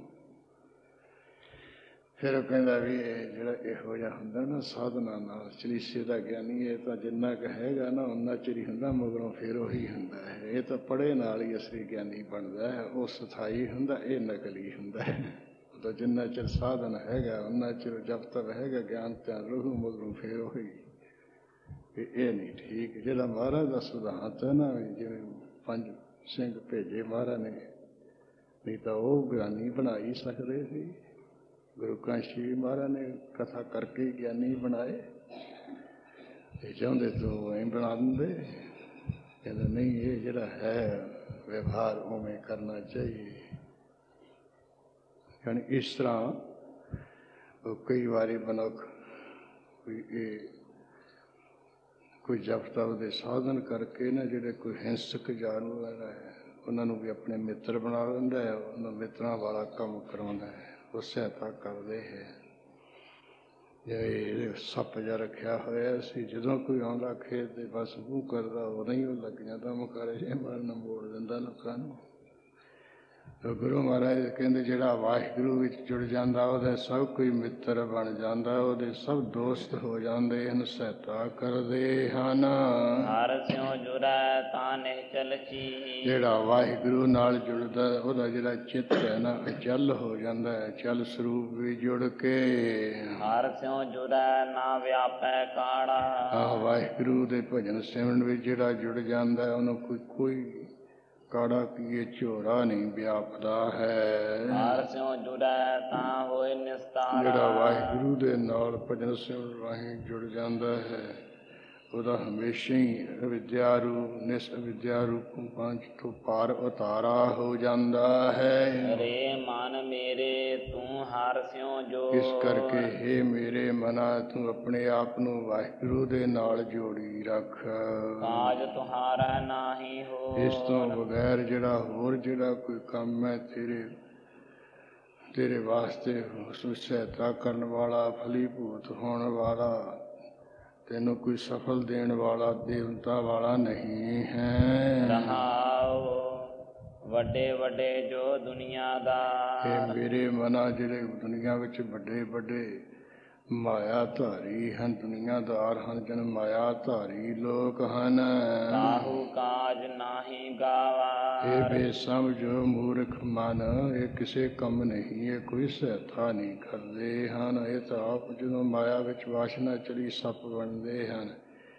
ਇਹਨੇ ਕਿਸੇ ਦਾ ਕੀ ਕੰਮ ਸਵਾਰਨਾ ਮਾਇਆ ਧਾਰੀਆਂ ਨੇ। ਹਰਿ ਕਾ ਦਾਸ ਨੀਚ ਕੁਲ ਸੁਣਹਿ। ਇਹ ਮੇਰੇ ਮਨ ਜੇ ਵਾਹਿਗੁਰੂ ਦਾ ਹੋਵੇ ਦਾਸ ਤੇ ਹੋਵੇ ਨੀਚ ਕੁਲ ਵਿੱਚ ਹੋਇਆ ਤੂੰ ਸੁਣ ਲਵੇ। ਇਸ ਕਾ ਸੰਗ ਖਿਨ ਮਹਿ ਉਦਰਹਿ। ਉਹਦਾ ਤੂੰ ਸੰਗ ਕਰ ਲੈ ਤਾਂ ਫਿਰ ਖਿਨ ਵਿੱਚ ਹੀ ਤੂੰ ਉਧਰ ਜਾਏਗਾ, ਸੰਸਾਰ ਤੋਂ ਪਾਰ ਲੰਘ ਜਾਏਗਾ। ਓਟ ਮੱਜਣ ਜਾ ਕੇ ਸੁਣ ਨਾਮ। ਹਾਂ, ਵਾਹਿਗੁਰੂ ਦੇ ਨਾਮ ਸੁਣ ਕਰਕੇ ਕਰੋੜਾਂ ਪੁਰਬਾਂ ਦੇ ਇਸ਼ਨਾਨ ਦਾ ਫਲ ਪ੍ਰਾਪਤ ਹੋ ਜਾਂਦਾ ਹੈ। ਓਟ ਪੂਜਾ ਜਾ ਕੇ ਹੈ ਧਿਆਨ। ਜਿਸ ਵਾਹਿਗੁਰੂ ਦਾ ਜਿਹੜਾ ਧਿਆਨ ਹੈ ਇਹਦੇ ਕਰਨ ਨਾਲ ਕਰੋੜਾਂ ਤਰ੍ਹਾਂ ਦੀ ਪੂਜਾ ਹੋ ਜਾਂਦੀ ਹੈ। ਓਟ ਪੁੰਨ ਸੁਣ ਹਰਿ ਕੀ ਬਾਣੀ। ਵਾਹਿਗੁਰੂ ਸੰਬੰਧੀ ਬਾਣੀ ਸੁਣਿਆ ਕਰੋੜਾਂ ਤਰ੍ਹਾਂ ਦਾ ਪੁੰਨ ਹੋ ਜਾਂਦਾ ਹੈ। ਓਟ ਫਲਾ ਗੁਰ ਤੇ ਵਿਦ ਜਾਣੀ। ਹਾਂ, ਗੁਰੂ ਤੋਂ ਜਿਹੜੀ ਕੋਈ ਪ੍ਰਾਪਤੀ ਦੀ ਵਿਧੀ ਜਾਣਨੀ ਇਹਦੇ ਨਾਲ ਕਰੋੜਾਂ ਤਰ੍ਹਾਂ ਦਾ ਫਲ ਹੁੰਦਾ ਹੈ। ਮਨ ਆਪਣੇ ਮਹਿ ਫਿਰ ਫਿਰ ਚੇਤ। ਇਸ ਕਰਕੇ ਹੇ ਮਨ, ਹੇ ਮੇਰੇ ਆਪਣੇ ਮਨ, ਤੂੰ ਅੰਦਰ ਆਪਣੇ ਅੰਦਰ ਹੀ ਉਹ ਵਾਹਿਗੁਰੂ ਨੂੰ ਮੁੜ ਮੁੜ ਕੇ ਚੇਤੇ ਕਰ। ਬਿਨਸ ਜਾਹਿ ਮਾਇਆ ਕੀ ਬਾਕੀ ਜਿਹੜੇ ਕੋਈ ਮਾਇਆ ਦੇ ਹੇਤ ਪ੍ਰੇਮ ਪਿਆਰ ਹੈ ਤੇ ਬਿਨਸ ਜਾਣ ਵਾਲੇ, ਖਤਮ ਹੋ ਜਾਣ ਵਾਲੇ ਹਨ। ਹਰਿ ਅਬਿਨਾਸੀ ਤੁਮਰਾ ਸੰਗ। ਉਹ ਹਰੇ ਭਰੇ ਕਰਨ ਵਾਲਾ, ਨਾਸ ਤੋਂ ਰਹਿਤ ਜਿਹੜਾ ਵਾਹਿਗੁਰੂ ਤੇਰੇ ਅੰਗ ਸੰਗ ਹੈ। ਮਨ ਮੇਰੇ ਰਚ ਰਾਮ ਕੈ ਰੰਗ। ਇਹ ਮੇਰੇ ਮਨ ਐਸਾ ਜਿਹੜਾ ਵਿਆਪ ਕਰੂ ਵਾਹਿਗੁਰੂ ਉਹਦੇ ਰੰਗ ਪ੍ਰੇਮ ਦੇ ਵਿੱਚ ਤੂੰ ਰਚ ਮਿਚ ਜਾ। ਜਾ ਕੈ ਕਾਮ ਉਤਰੈ ਸਭ ਭੂਖ। ਜਿਸ ਵਾਹਿਗੁਰੂ ਦਾ ਭਜਨ ਸਿਮਰਨ ਰੂਪ ਕੰਮ ਕਰਨ ਕਰਕੇ ਤੇਰੀ ਜਿਹੜੀ ਤ੍ਰਿਸ਼ਨਾ ਦੀ ਭੁੱਖ ਹੈ, ਆਸਾ ਦੀ ਭੁੱਖ ਹੈ, ਸੋਭਾ ਦੀ ਭੁੱਖ ਹੈ, ਪਦਾਰਥਾਂ ਦੇ ਤਰ੍ਹਾਂ ਤਰ੍ਹਾਂ ਦੇ ਛਕਣ ਦੀ ਚਾਹਨਾ ਰੂਪ ਭੁੱਖ ਹੈ, ਸਭ ਲੱਥ ਜਾਏਗੀ। ਜਾ ਕੈ ਕਾਮ ਨਾ ਜੋ ਹੈ ਦੂਰ। ਜਿਸ ਵਾਹਿਗੁਰੂ ਦਾ ਭਜਨ ਸਿਮਰਨ ਰੂਪ ਕੰਮ ਕਰਨ ਕਰਕੇ ਤੈਨੂੰ ਜਿਹੜੇ ਜੂਹ ਦੋਤ ਹੈ ਉਹ ਨਹੀਂ ਦੇਖਣਗੇ, ਨਹੀਂ ਤਾੜਨਗੇ। ਜਾ ਕੈ ਕਾਮ ਤੇਰਾ ਵੱਡ ਗਮਰ। ਜਿਸ ਵਾਹਿਗੁਰੂ ਦਾ ਭਜਨ ਸਿਮਰਨ ਰੂਪ ਕੰਮ ਕਰਨ ਤੋਂ ਤੇਰਾ ਬਹੁਤ ਹੀ ਵੱਡਾ ਗਮਰ ਕੀ ਪ੍ਰਤਾਪ ਹੋਵੇਗਾ। ਜਾ ਕੈ ਕਾਮ ਹੋਵੈ ਤੂੰ ਅਮਰ। ਜਿਸ ਵਾਹਿਗੁਰੂ ਦਾ ਭਜਨ ਸਿਮਰਨ ਰੂਪ ਕੰਮ ਕਰਕੇ ਤੂੰ ਅਮਰ ਅਵਨਾਸ਼ੀ ਹੋ ਜਾਏਗਾ। ਜਾ ਕੇ ਚਾਕਰ ਕੋ ਨਹੀਂ ਡਾਹ। ਇਹ ਮੇਰੇ ਮਨ ਜਿਸ ਵਾਹਿਗੁਰੂ ਦੇ ਨੌਕਰ ਨੂੰ ਦਾਸ ਨੂੰ ਕੋਈ ਕਹਿੰਦੇ ਕੋਈ ਡੰਨ ਨਹੀਂ ਲੱਗਦਾ, ਨਾ ਜਮਾਂ ਦਾ ਡੰਨ, ਨਾ ਪਿਤਰਾਂ ਦਾ, ਨਾ ਰਿਖੀ ਡੰਨ, ਨਾ ਸ਼ਾਸਤਰ ਕੋਈ ਡੰਨ। ਜਾ ਕੇ ਚਾਕਰ ਕੋ ਨਹੀਂ ਬਾਣ। ਜਿਸ ਵਾਹਿਗੁਰੂ ਦੇ ਦਾਸ ਨੂੰ, ਉਹ ਗੁਲਾਮ ਨੂੰ ਕੋਈ ਬਾਣ ਨਹੀਂ, ਖੋਟੀ ਬਾਣ ਨਹੀਂ ਰਹਿੰਦੀ, ਜਾਂ ਕੋਈ ਬਾਣ ਤੀਰ ਨਹੀਂ ਲੱਗਦਾ ਹੈ। ਜਾ ਕੈ ਦਫਤਰ ਪੁੱਛੈ ਨਾ ਲੇਖਾ। ਜਿਸ ਵਾਹਿਗੁਰੂ ਦੇ ਫਿਰ ਦਫ਼ਤਰ ਦੇ ਵਿੱਚ ਤੇਰਾ ਕੋਈ ਹਿਸਾਬ ਕਿਤਾਬ ਨਹੀਂ ਪੁੱਛਿਆ ਜਾਏਗਾ। ਤਾਂ ਕੀ ਚਾਕਰੀ ਕਰੋ ਵਿਸੇਖਾ। ਐਸੇ ਵਾਹਿਗੁਰੂ ਦੀ ਵਿਸ਼ੇਸ਼ ਕਰਕੇ ਵੀ ਤੂੰ ਭਗਤੀ ਰੂਪ ਚਾਕਰੀ ਕਰ ਚਾਅ ਨਾਲ। ਜਾ ਕੈ ਊਨ ਨਾਹੀ ਕਾਹੂ ਬਾਤ। ਜਿਸ ਵਾਹਿਗੁਰੂ ਦੇ ਘਰ ਦੇ ਵਿੱਚ ਕਿਸੇ ਗੱਲ ਦੀ ਵੀ ਕੋਈ ਊਨਤਾ ਹੀ ਨਹੀਂ, ਨਿਊਨਤਾ ਹੀ ਨਹੀਂ, ਘਾਟਾ ਨਹੀਂ ਹੈ। ਏਕ ਹੈ ਆਪ ਅਨੇਕ ਹੈ ਭਾਤ। ਆਪ ਹੀ ਵਾਹਿਗੁਰੂ ਇੱਕ ਰੂਪ ਹੈ, ਆਪ ਹੀ ਅਨੇਕਾਂ ਤਰ੍ਹਾਂ ਦਾ ਵੀ ਹੋ ਰਿਹਾ ਹੈ। ਜਾ ਕੀ ਦ੍ਰਿਸ਼ਟ ਹੋਏ ਸਦਾ ਨਿਹਾਲ। ਜਿਸ ਵਾਹਿਗੁਰੂ ਦੀ ਮਿਹਰ ਦੀ ਨਿਗਾਹ ਹੋਣ ਕਰਕੇ ਸਦਾ ਨਿਹਾਲ ਹੁੰਦਾ, ਸਦਾ ਦੁੱਖਾਂ ਤੋਂ ਰਹਿਤ ਹੋ ਜਾਈਦਾ ਹੈ। ਮਨ ਮੇਰੇ ਕਰਤਾ ਕੀ ਘਾਲ। ਇਹ ਮੇਰੇ ਮਨ ਉਹ ਵਾਹਿਗੁਰੂ ਦੀ ਤੂੰ ਘਾਲਣਾ ਕਰ, ਸੇਵਾ ਟਹਿਲ ਕਰ। ਨਾ ਕੋ ਚਤੁਰ ਨਾਹੀ ਕੋ ਮੂੜਾ। ਇਸੇ ਤਰ੍ਹਾਂ ਹੈ ਮੇਰੇ ਮਨਾ, ਨਾ ਕੋਈ ਆਪਣੇ ਆਪ ਵਿੱਚ ਚਤੁਰ ਹੈ, ਨਾ ਕੋਈ ਆਪਣੇ ਆਪ ਵਿੱਚ ਕੋਈ ਮੂਰਖ ਹੈ। ਨਾ ਕੋ ਹੀਣ ਨਾਹੀ ਕੋ ਸੂਰਾ। ਨਾ ਹੀ ਕੋਈ ਹੀਣ ਕਮਜ਼ੋਰ ਹੈ ਜਾਨੀ ਕਹਿਰ ਹੈ, ਨਾ ਹੀ ਕੋਈ ਉਹ ਤੋਂ ਬਗੈਰ ਕੋਈ ਸੂਰਬੀਰ ਆਪਣੇ ਆਪ ਵਿੱਚ। ਜਿਤ ਕੋ ਲਾਇਆ ਤਿਤ ਹੀ ਲਾਗਾ। ਜਿਸ ਸਰਵ ਕਰਤਮ ਦੇਖ ਕੇ ਵਾਹਿਗੁਰੂ ਨੂੰ ਆਇਆ, ਉਧਰ ਹੀ ਕਰਮਾਂ ਅਨੁਸਾਰ ਲੱਗਿਆ ਹੋਇਆ ਹਰ ਕੋਈ। ਸੋ ਸੇਵਕ ਨਾਨਕ ਜਿਸ ਭਾਗਾ। ਇਹ ਮੇਰੇ ਮਨਾ ਉਹੀ ਅਸਲੀ ਸੇਵਕ ਹੈ ਜਿਸ ਦੇ ਮੱਥੇ ਦੇ ਕੋਈ ਚੰਗੇ ਭਾਗ ਹਨ। ਸੋ ਵਡਭਾਗੀ ਜਿਹੜਾ ਵਾਹਿਗੁਰੂ ਦੇ ਸਿਮਰਨ ਵਿੱਚ ਜੁੜਦਾ ਹੈ, ਇਸ ਕਰਕੇ ਉਹੀ ਸੇਵਕ ਹੈ ਜਿਸ ਦੇ ਚੰਗੇ ਭਾਗ ਹਨ, ਜਿਸ ਦਾ ਮਸਤਕ ਭਾਗ ਸੇ ਸੇਵਾ ਲਾਇਆ। ਇਹ ਜਿਹਦੇ ਚੰਗੇ ਭਾਗ ਹੁੰਦੇ ਉਸ ਨੂੰ ਵਾਹਿਗੁਰੂ ਜੀ ਆਪਣੀ ਸੇਵਾ ਭਗਤੀ ਵਿੱਚ ਲਾ ਲੈਂਦੇ ਹਨ। ਸੇਵਾਵਾਂ ਤਰ੍ਹਾਂ ਤਰ੍ਹਾਂ ਦੀਆਂ ਹਨ। ਇਹ ਵਾਹਿਗੁਰੂ ਦੀ ਗੁਰੂ ਦੀ ਮੌਜ ਹੈ। ਕਿਸੇ ਨੂੰ ਕਿਸੇ ਸੇਵਾ ਵਿੱਚ ਲਾਇਆ, ਕਿਸੇ ਨੂੰ ਕਿਸੇ ਸੇਵਾ ਵਿੱਚ ਲਾਇਆ ਹੈ। ਜਿਵੇਂ ਗੁਰੂ ਮਹਾਰਾਜ ਦੀ ਕਿਰਪਾ ਨਾਲ ਬਖਸ਼ਿਸ਼ ਨਾਲ ਸੰਤ ਗਿਆਨੀ ਗੁਰੂ ਨਾਮ ਸਿੰਘ ਜੀ ਗੁਰੂ ਮਹਾਰਾਜ ਦੇ ਜਿਹੜੀ ਕੋਈ ਜਿਲਦਾਂ ਦੀ ਸੇਵਾ ਵਿੱਚ ਲਾਏ ਹੋਏ, ਬੜੇ ਪ੍ਰੇਮ ਨਾਲ, ਸਤਿਕਾਰ ਨਾਲ, ਸ਼ਰਧਾ ਨਾਲ, ਨਿਸ਼ਕਾਮਤਾ ਨਾਲ ਕਰਦੇ ਨੇ। ਉਹ ਪਹਿਲਾਂ ਵੀ ਕਾਫੀ ਦਿਨ ਕੁਝ ਸਰੂਪਾਂ ਦੀਆਂ ਜਿਲਦਾਂ ਦੀ ਸੇਵਾ ਕਰ ਗਏ ਸਨ, ਕੁਝ ਰਹਿ ਗਏ ਸਨ। ਛਾਉਣੀ ਸਾਹਿਬ ਸੀ ਗੁਰਦੁਆਰੇ ਪਏ ਹੈ। ਇੱਥੋਂ ਦੇ ਪੁਸਤਕ ਗੁਰੂ ਗ੍ਰੰਥ ਸਾਹਿਬ ਦੇ ਸਰੂਪ ਦੇ ਵੀ ਦਮਨਵੀਂ ਸਰੂਪ ਹੈ ਜੀ, ਦੇਖ ਕੇ ਆਇਆ ਹਾਂ। ਉਹਦੇ ਵਿੱਚ ਰਾਗਮਾਲਾ ਨਹੀਂ, ਉਹਦਾ ਭੋਗ ਮੁਦਾਵਣੀ 'ਤੇ ਪੈਂਦਾ ਹੈ। ਪਟਨੇ ਸਾਹਿਬ ਮੈਂ ਸਰੂਪ ਦੇਖੇ ਹੈ, ਉਹਦੇ ਹਵਾਲੇ ਦਿੱਤੇ ਆ, ਫੋਟੋਆਂ ਉਹ ਪੁਸਤਕ ਵਿੱਚ ਦਿੱਤੀਆਂ ਪਈਆਂ ਹੈ। ਫਿਰ ਉਹ ਪੁਸਤਕ ਪੜ੍ਹਨ ਤੋਂ ਫਿਰ ਉਹ ਸੰਤ ਗਿਆਨੀ ਮੋਹਨ ਸਿੰਘ ਜੀ ਦੇ ਮਨ ਵਿੱਚ ਖਿਆਲ ਉੱਠ ਗਿਆ। ਹੋਰ ਸਿੰਘਾਂ ਨੂੰ ਇਕੱਠੇ ਕਰਕੇ ਕਹਿੰਦੇ ਵੀ ਇਹਦੀ ਖੋਜ ਹੋਣੀ ਚਾਹੀਦੀ ਹੈ। ਵੀ ਹੁਣ ਤੱਕ ਤਾਂ ਕੋਈ ਐਸਾ ਸਰੂਪ ਦਰਸ਼ਨ ਨਹੀਂ ਹੋਏ ਜਿਹਦੇ ਵਿੱਚ ਰਾਗਮਾਲਾ ਨਾ ਹੋਵੇ। ਇਹ ਕਹੀ ਜਾਂਦਾ ਵੀ ਵੱਡੇ ਵੱਡੇ ਤਖਤਾਂ 'ਤੇ ਇਹ ਸਰੂਪ ਪਏ ਨੇ, ਇਹ ਹਵਾਲੇ ਦਿੱਤੇ ਪਏ ਵੀ ਸੱਚ ਹੈ ਕਿ ਝੂਠ ਹੈ, ਇਹਦਾ ਨਿਰਣਾ ਹੋਵੇ। ਉਹ ਪਟਨੇ ਸਾਹਿਬ ਦੇ ਜਥੇਦਾਰ ਗਿਆਨੀ ਇਕਬਾਲ ਸਿੰਘ ਜੀ, ਉਹਨਾਂ ਨੂੰ ਬੇਨਤੀ ਕੀਤੀ ਗਈ ਸੀ ਵੀ ਤੁਸੀਂ ਵੀ ਦਰਸ਼ਨ ਕਰੋ। ਉਹਨਾਂ ਨੇ ਉਹ ਪਟਨਾ ਸਾਹਿਬ ਵਿਖੇ 34 ਸਰੂਪਾਂ ਦੇ ਦਰਸ਼ਨ ਕੀਤੇ। 34 ਵਿੱਚ ਹੀ ਰਾਗਮਾਲਾ ਅੰਕਿਤ ਹੈ, ਇੱਕ ਵੀ ਉੱਥੇ ਸਰੂਪ ਨਹੀਂ ਹੈ। ਤੇ ਬਾਬਾ ਦੀਪ ਸਿੰਘ ਜੀ ਦੇ 2 ਸਰੂਪ, ਇੱਕ ਤਾਂ ਉਹ ਸ੍ਰੀ ਹਜ਼ੂਰ ਸਾਹਿਬ ਹੈ, ਸੱਚਖੰਡ ਹੈ, ਇੱਕ ਇੱਥੇ ਪਟਨਾ ਸਾਹਿਬ ਹੈ। ਉਹਨੂੰ ਬੜੇ ਬਾਬਾ ਜੀ ਕਹਿੰਦੇ ਆ। ਉਹਦਾ ਹਵਾਲਾ ਦਿੱਤਾ ਸੀ, ਕਹਿੰਦੇ ਬੜੇ ਬਾਬਿਆਂ 'ਚ ਹੈ ਨਹੀਂ ਗਾ। ਉਹਦੇ ਦਰਸ਼ਨ ਕਰਨ ਤੋਂ ਉਹਨਾਂ ਨੇ ਕਹਿਤਾ ਜੀ ਹਾਂ। ਉਹਨਾਂ ਨੇ ਤਾਂ ਤਲਬ ਵੀ ਕਰ ਲਿਆ, ਸੱਦ ਵੀ ਲਿਆ ਵੀ ਆ ਕੇ ਸਪਸ਼ਟੀਕਰਨ ਦਿਓ। ਤੁਸੀਂ ਇੱਥੋਂ ਦਾ ਹਵਾਲਾ ਦਿੱਤਾ ਵੀ ਇਹਨਾਂ ਸਰੂਪਾਂ ਵਿੱਚ ਰਾਗਮਾਲਾ ਹੈ ਨਹੀਂ, ਤੇ ਕਿਹੜੇ ਸਰੂਪ ਤੋਂ ਤੁਸੀਂ ਇਹ ਉਤਾਰਾ ਕਰਕੇ ਫੋਟੋ ਲਾ ਕੇ ਇੱਥੇ ਕਿਤਾਬ ਵਿੱਚ ਦਿੱਤਾ ਹੈ। ਪਹਿਲਾਂ ਤਾਂ ਕਹਿੰਦੇ ਸੀ ਤੁਸੀਂ ਉਹ ਸਰੂਪ ਹੀ ਗਾਇਬ ਕਰ ਦਿੱਤੇ ਹੋਣਗੇ। ਉਹ ਕਹਿੰਦੇ ਚਲੋ ਵੀ 2-4 ਅਸੀਂ ਗਾਇਬ ਕਰ ਦਿੱਤੇ ਨੇ, ਬੜੇ ਬਾਬਾ ਜੀ ਤਾਂ ਹੈਗੇ ਨਾ, ਉਹ ਤਾਂ ਨਹੀਂ ਅਸੀਂ ਗਾਇਬ ਕਰ ਦਿੱਤੇ, ਉਹ ਤਾਂ 2 ਜਾਂ ਹਜ਼ੂਰ ਸਾਹਿਬ ਜਾਂ ਇੱਥੇ ਉਹਨਾਂ 'ਤੇ ਆ ਕੇ ਦੇਖ ਲਓ, ਤਸੱਲੀ ਕਰ ਲਓ। ਇਹਨਾਂ ਦਾ ਵੀ ਤੁਸੀਂ ਹਵਾਲਾ ਦਿੱਤਾ ਵੀ ਬੜੇ ਬਾਬਿਆਂ 'ਚ ਹੈ ਨਹੀਂ, ਇਹਦੇ ਵਿੱਚ ਤਾਂ ਨਹੀਂ ਅਤਲ ਬਦਲ ਹੋਈ ਹੈ। ਫਿਰ ਹੁਣ ਚੁੱਪ ਕਰ ਗਏ ਨੇ, ਕਿਉਂਕਿ ਜਿਹੜਾ ਝੂਠ ਹੈ ਨਾ ਉਹ 100 ਪੜਦਾ ਪੜ ਕੇ ਬਾਹਰ ਨਿਕਲ ਆਉਂਦਾ ਹੈ, ਉਹ ਨਹੀਂ ਰਹਿੰਦਾ ਹੈ। ਇਸੇ ਤਰ੍ਹਾਂ ਹੁਣ ਗੁਰੂ ਕਾਸ਼ੀ 20 ਸਰੂਪ ਦੇਖੇ ਨੇ ਸਿੰਘਾਂ ਨੇ ਜਾ ਕੇ, ਅਤੇ 20 ਸਰੂਪਾਂ ਵਿੱਚ ਰਾਗਮਾਲਾ ਅਖੀਰ 'ਤੇ ਅੰਕਿਤ ਹੈ। ਅਤੇ ਉਹਨਾਂ ਨੇ ਇਹ ਸਰੂਪ ਦਾ ਜਾਣੀ ਹਵਾਲਾ ਦਿੱਤਾ ਵੀ ਜਿਹੜਾ ਦਮਨਵੀ ਸਰੂਪ ਹੈ ਨਾ, ਇਹਦੇ ਵਿੱਚ ਰਾਗਮਾਲਾ ਹੈ ਨਹੀਂ, ਮੁਦਾਵਣੀ 'ਤੇ ਭੋਗ ਹੈ, ਫੋਟੋ ਸਟੇਜੀ ਕਰਕੇ ਉਹਦੇ ਵਿੱਚ ਦਿੱਤੀ ਹੋਈ ਹੈ। ਉਹ ਪਤਾ ਨਹੀਂ ਕਿੱਥੋਂ ਦਿੱਤੀ ਹੈ, ਇਹ ਜਿਹੜਾ ਉਹ ਹੈ ਨਾ ਕੋਈ ਕਿਤਾਬ ਵਿੱਚ ਦਿੱਤਾ ਹੈ, ਫੋਟੋ ਲਾ ਕੇ ਉਹਦੇ ਨਾਲ ਉਹਦੇ ਅੱਖਰ ਹੀ ਨਹੀਂ ਮਿਲਦੇ ਉੱਥੇ ਦੇ ਜਿਹੜੇ ਸਰੂਪ ਦੇ ਨੇ। ਵੱਡੀ ਗੱਲ ਹੈ ਵੀ ਇਹ 420 ਹੈ, ਇੱਧਰੋਂ ਉੱਧਰੋਂ ਪਤਾ ਨਹੀਂ ਕਿੱਥੋਂ ਲਾ ਲੂ ਕੇ, ਅਤੇ ਹਵਾਲਾ ਦਮਨਵਾ ਸਾਹਿਬ ਦਾ ਦੇ ਦਿੱਤਾ ਵੀ ਉੱਥੇ ਸਰੂਪ ਹੈ, ਉਹਦੇ ਵਿੱਚ ਇਹ ਜਿਹਨੂੰ ਦਮਨਵੀ ਸਰੂਪ ਕਿਹਾ ਜਾਂਦਾ ਰਾਗਮਾਲਾ ਅੰਕਿਤ ਨਹੀਂ। ਯਾਨੀ ਇਸ ਤਰ੍ਹਾਂ ਉਹ ਜੇ ਉਹਦੀ ਸੇਵਾ ਹੋ ਜਾਏਗੀ ਲੈਮੀਨੇਸ਼ਨ ਦੀ, ਜਿਲਦ ਦੀ, ਫਿਰ ਉਹਦੀ ਉਮਰ ਹੋਰ ਵੱਧ ਜਾਏਗੀ। ਫਿਰ ਜਿਹੜੇ ਕੋਈ ਭੁਲੇਖੇ ਪਾਉਣ ਵਾਲੇ ਨਾ, ਝੂਠ ਮੂਠ ਮਾਰਨ ਵਾਲੇ, ਉਹਨਾਂ ਦਾ ਪਰਦਾ ਫਾਸ਼ ਹੁੰਦਾ ਰਹੇਗਾ। ਜੇ ਹੁਣ ਵਿਰਧ ਹੋ ਗਏ ਫਿਰ ਗੋਇੰਦਵਾਲ ਸਾਹਿਬ ਭੇਜਣੇ ਪੈਣਗੇ, ਜਾਂ ਹੋਰ ਕੋਈ ਕੰਪਿਊਟਰ ਰਾਹੀਂ ਕੰਪੋਜ਼ ਕਰਕੇ ਉਹਨਾਂ ਦੇ ਥਾਂ ਉਹਨਾਂ ਦਾ ਫੋਟੋ ਰੱਖ ਕੇ ਫਿਰ ਉਹ ਰੱਖਣਾ ਪਊਗਾ। ਔਰ ਫਿਰ ਉਹ ਕਹਿਣਗੇ ਵੀ ਇਹ ਤਾਂ ਨਕਲ ਹੈ ਜੀ, ਅਸਲ ਨਹੀਂ ਹੈਗਾ ਹੈ।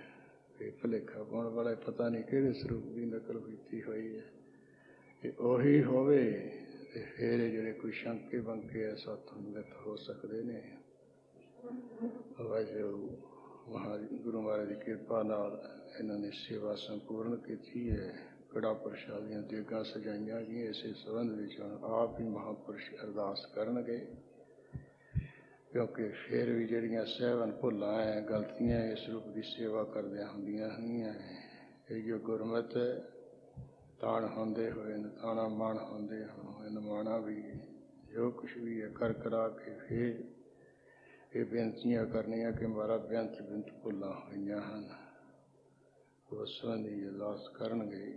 ਜੋ ਆਪਾਂ ਹੁਣ ਸਮਾਂ ਹੋਇਆ ਹੈ ਇੱਥੇ ਹੀ ਸਮਾਪਤੀ ਕਰਕੇ ਅਰਦਾਸ ਵੀ ਜੁੜੀਏ ਜੀ। ਨਾ ਕੋ ਚਤੁਰ ਨਾਹੀ ਕੋ ਮੂੜਾ, ਨਾ ਕੋ ਹੀਣ ਨਾਹੀ ਕੋ ਸੂਰਾ, ਜਿਸ ਕੋ ਲਾਇਆ ਤਿਤ ਹੀ ਲਾਗਾ, ਸੋ ਸੇਵਕ ਨਾਨਕ ਜਿਸ ਭਾਗਾ। ਵਾਹਿਗੁਰੂ ਜੀ ਕਾ ਖਾਲਸਾ, ਵਾਹਿਗੁਰੂ ਜੀ ਕੀ ਫਤਿਹ। ਗੌੜੀ ਮਹੱਲਾ ਪੰਜਵਾ। ਬਿਨ ਸਿਮਰਨ ਜੈਸੇ ਸਰਪ ਆਰ ਜਾਰੀ। ਵਾਹਿਗੁਰੂ ਜੀ ਕਾ ਖਾਲਸਾ, ਵਾਹਿਗੁਰੂ ਜੀ ਕੀ ਫਤਿਹ। ਸਨਮਾਨਯੋਗ ਗੁਰੂ ਖਾਲਸਾ ਸਾਧ ਸੰਗਤ ਜੀ, ਪੰਜਵੇਂ ਗੁਰੂ ਜੀ ਦੀ ਪਾਵਨ ਬਾਣੀ ਵਿਚਾਰ ਰੂਪ ਵਿੱਚ ਕੁਝ ਰੋਜ਼ ਤੋਂ ਮੁੱਢ ਤੋਂ ਹੀ ਪ੍ਰਾਰੰਭ ਹੋਈ ਹੈ, ਜਿਸ ਨੂੰ ਆਪਾਂ ਲੜੀਵਾਰ ਰੂਪ ਵਿੱਚ ਹੀ ਵਿਚਾਰਾਂ ਕਰਕੇ ਲਾਭ ਲੈ ਰਹੇ ਹਾਂ। 6 ਸ਼ਬਦ ਗੁਰੂ ਮਹਾਰਾਜ ਦੀ ਕਿਰਪਾ ਨਾਲ ਕੱਲ੍ਹ ਆਪਾਂ ਵਿਚਾਰ ਰੂਪ ਵਿੱਚ ਪੂਰੇ ਕਰ ਲਏ ਸਨ। ਅੱਜ ਇਸੇ ਗੌੜੀ ਰਾਗ ਵਿੱਚ ਜੋ ਅਗਲੇ ਸ਼ਬਦ ਸ਼ੋਭ ਉਪਦੇਸ਼ ਵੀ ਸੋ ਸਿੱਖਿਆਦਾਇਕ ਉਚਾਰਨ ਹੋਏ ਹਨ, ਉਹਨਾਂ ਦੀ ਪ੍ਰਾਰੰਭਤਾ ਕਰ ਰਹੇ ਹਾਂ। ਜਿਸ ਸ਼ਬਦ ਆਪਾਂ ਹੁਣੇ ਪਾਠ ਸੁਣਿਆ ਹੈ, ਇਹ ਇਸੇ ਰਾਗ ਵਿੱਚ ਗਿਣਤੀ ਵਿੱਚ 7ਵਾਂ ਸ਼ਬਦ ਹੈ। ਇਸ ਤੋਂ ਪਹਿਲਾਂ ਜੋ ਇਹ 6ਵੇਂ ਸ਼ਬਦ ਦੇ ਅਖੀਰ 'ਤੇ ਕੁਝ ਲਫ਼ਜ਼ ਆਏ ਨੇ, ਜਿਤ ਕੋ ਲਾਇਆ ਤਿਤ ਹੀ ਲਾਗਾ, ਜਿੱਧਰ ਕਿਸੇ ਨੂੰ ਲਾਇਆ ਉੱਧਰ ਹੀ ਲੱਗਿਆ ਹੋਇਆ ਹੈ। ਵੀ अपनी कोई मनुख की अपनी मर्जी नहीं है।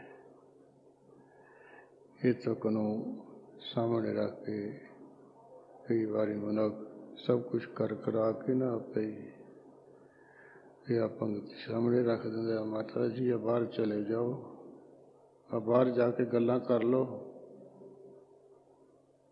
इन बिठाओ इतों।